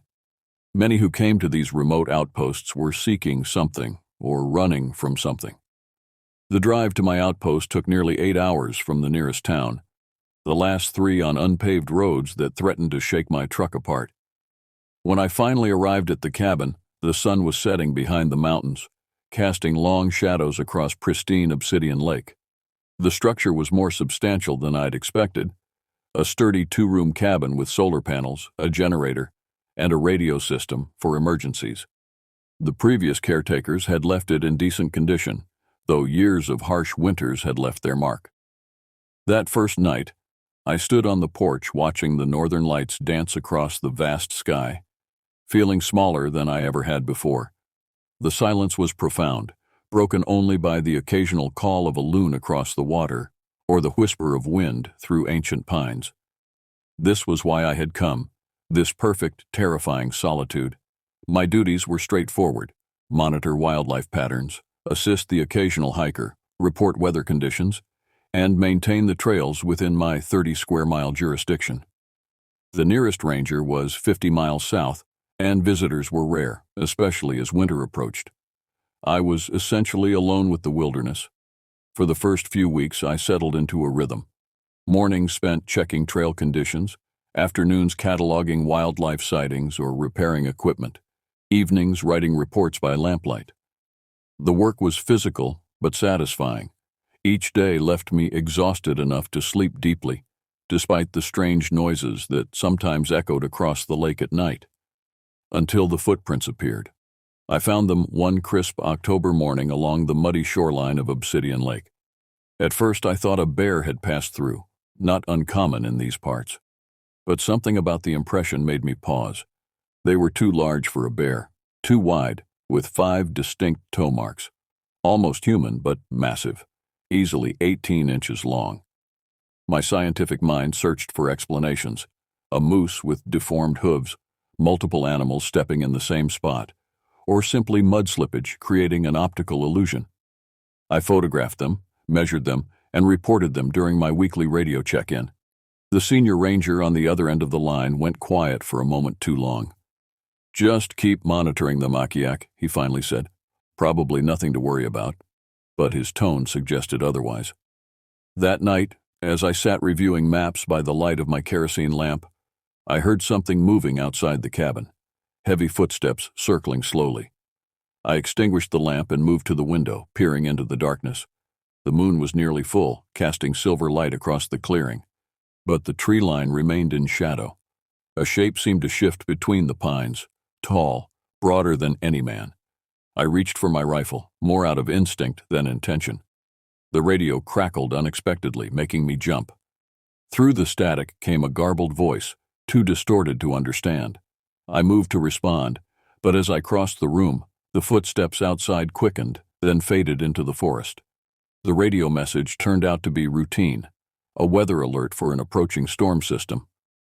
But as snow began to fall that night, covering the mysterious tracks and encasing my cabin in whiteness, I couldn't shake the feeling that I was being watched by something ancient and patient hiding among the trees.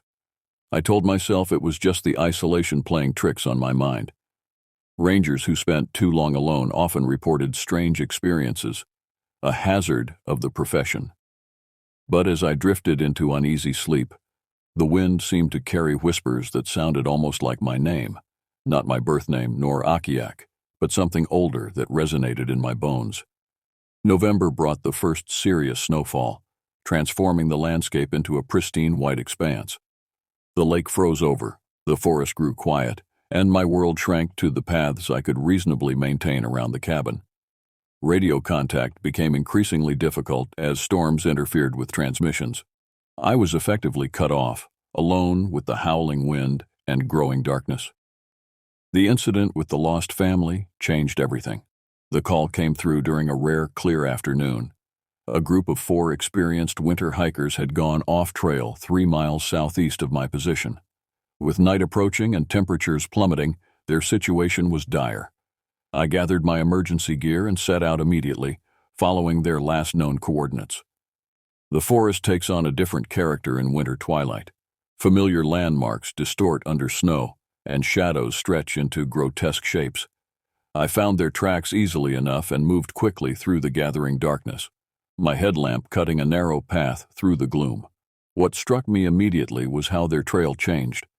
It started as a straight line, then devolved into circular patterns, as if they'd become completely disoriented. Then I noticed something else. Larger tracks intersecting with theirs, the same massive humanoid prints I'd seen by the lake, now clearly following the hikers. An hour into the search, I heard their calls, weak, frightened voices echoing strangely through the trees. I found them huddled beneath a rocky outcropping, hypothermia already setting in. The father clutched a flare gun, his knuckles white with terror. "It's been stalking us for hours," he whispered, eyes wide and unfocused. "We keep seeing it between the trees, too big to be human." I administered emergency first aid and helped them to their feet. "We need to move now," I urged. "The temperature's dropping fast." The mother pointed with a trembling finger. "It's still out there, watching." I turned my light toward where she indicated but saw only trees and shadows. Still, the sensation of being observed was undeniable, a pressure against my skin like static electricity. The journey back was torturous. The family was weak, their young daughter nearly unconscious from cold. We moved painfully slowly, and I felt our window of survival narrowing with each passing minute. Worse, I couldn't shake the feeling that we were being herded, subtly guided away from the direct path back to the cabin. Halfway home, we heard it. A low, rumbling vocalization that was neither bear nor wolf, nor any animal I recognized. It seemed to come from everywhere at once, reverberating through the trees and into our bodies. The father raised his flare gun, but I pushed it down. "Don't," I warned. "You'll just make it angry." The words came from somewhere deep and instinctual, as if some ancient part of me recognized what we were dealing with.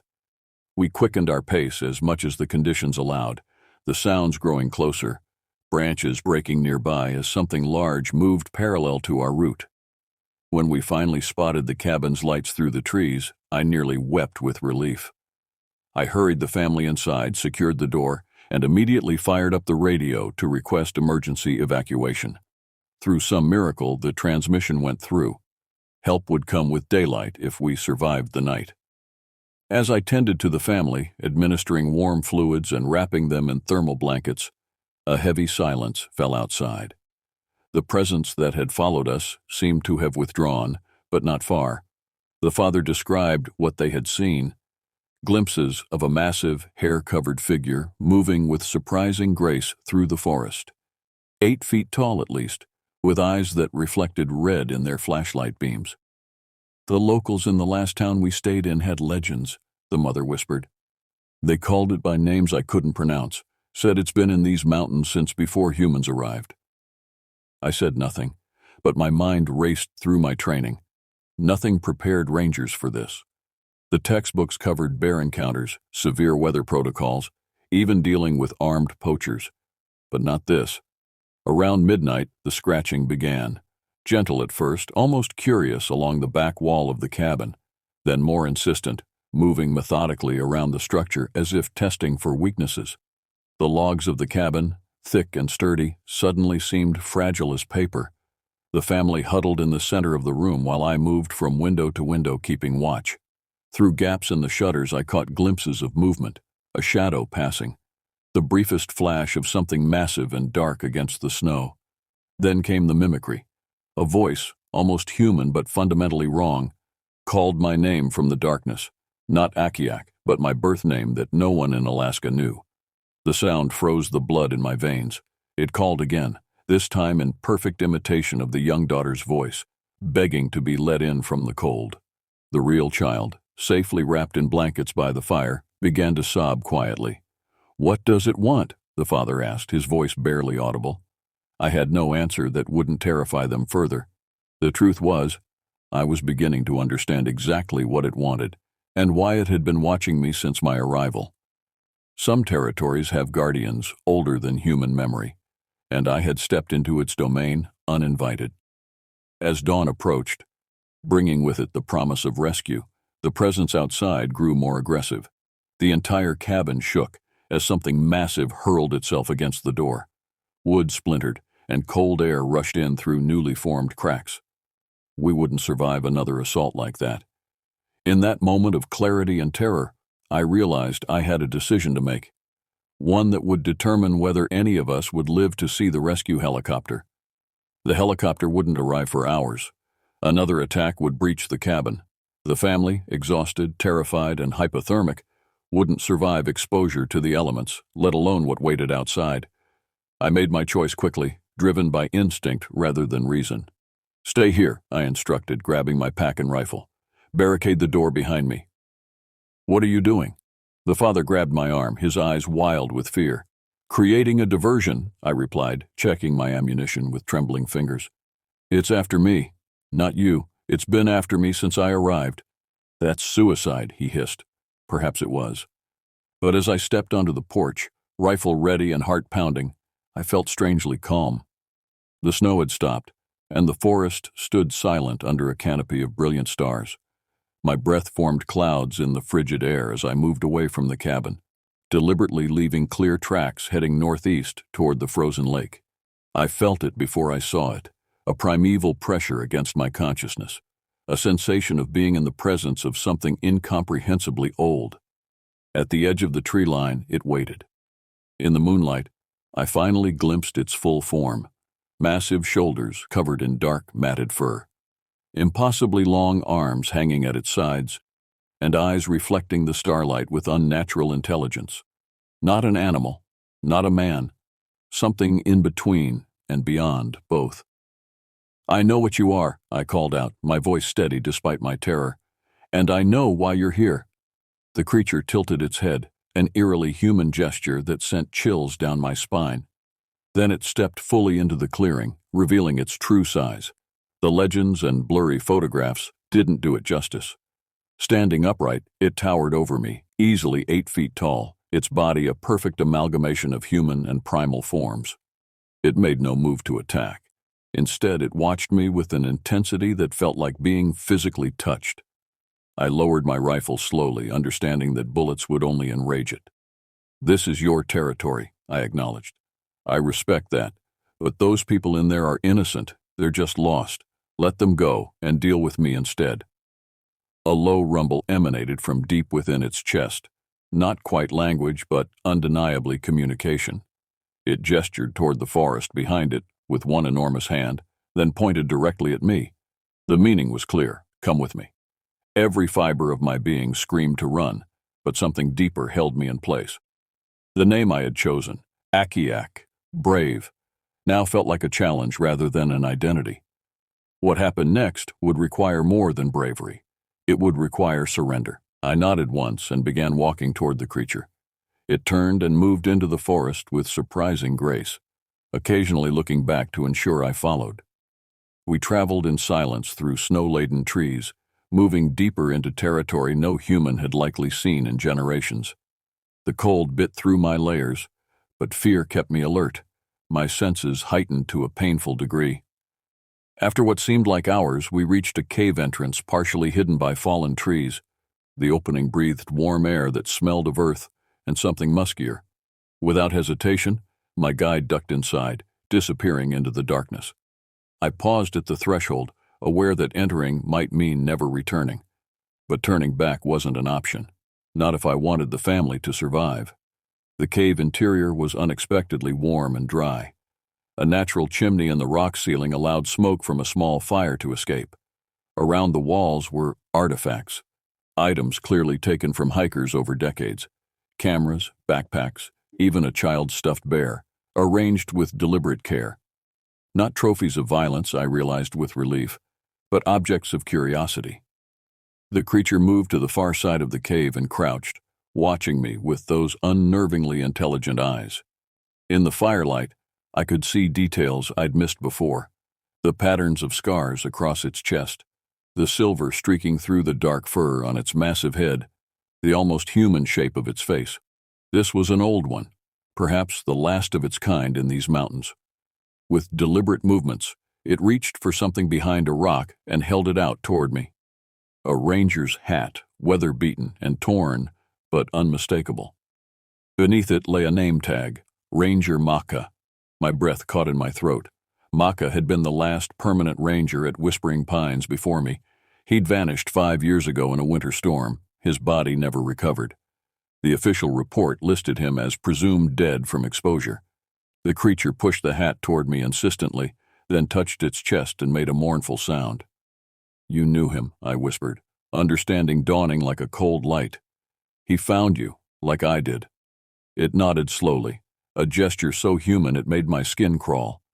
Then it pointed to various items around the cave, a fishing rod, a pair of snowshoes, a tattered journal, and made the same mournful sound. These weren't random collections. They were remembrances. This creature, this supposed monster of legend, was preserving the memory of those who had entered its domain, not as a predator collecting trophies, but as a guardian maintaining connections to human visitors across time. I sank to my knees, overwhelmed by the revelation. "You're not a killer," I said. "You're a watcher, a protector." The creature blinked slowly, then reached out one massive hand to touch my shoulder with surprising gentleness, a gesture of acknowledgement, perhaps even respect. In that moment, I understood why I had been drawn to this wilderness, why I had chosen the name Akiak, why the isolation had felt like coming home rather than exile. Some part of me had always known what waited in these mountains, not a monster to be feared, but an ancient guardian with whom a connection was possible. Dawn was approaching when we emerged from the cave. The creature led me through the forest by paths invisible beneath the snow, moving with certainty in the pre-dawn light. Eventually, we reached a ridge overlooking my cabin. In the distance, I could hear the approaching helicopter rescue arriving as promised. The creature stopped, turning to face me one last time. It placed a hand on my chest, directly over my heart, and made a deep, resonant sound unlike anything I'd heard before. Not a threat or a warning, but something closer to a blessing. Then it melted into the forest with impossible speed and silence, leaving me alone on the ridge. When I reached the cabin, the family greeted me with tears and questions I couldn't possibly answer truthfully. How could I explain what I had experienced? That the monster of legend was real, but not as we imagined? That it had chosen to communicate with me instead of harm me? The rescue team arrived minutes later, efficiently evacuating the family and offering me transport back to civilization. I declined. The senior ranger gave me a long, knowing look before departing. "Maka said the same thing," he commented quietly, after his first winter here. Said the forest had chosen him. I watched the helicopter disappear over the mountains, carrying the family back to safety and normality. They would tell their story of being lost, of strange sounds in the night, of the ranger who had saved them. But they would never know the truth. That night, I stood on the porch of my cabin looking out at the darkened forest. The temperature had risen slightly, bringing with it the first hints of spring still months away. Somewhere in that vast wilderness, an ancient guardian continued its lonely vigil, as it had for centuries before humans arrived and would for centuries after we departed. I no longer feared the forest or what lived within it. I had been tested and accepted. Akiak was no longer just a name I had chosen. It was who I had become. In the distance, a howl rose, not wolf, not human, but something in between. A greeting, a reminder, a call that my bones recognized. I smiled into the darkness and whispered, "I hear you, brother. I'm listening."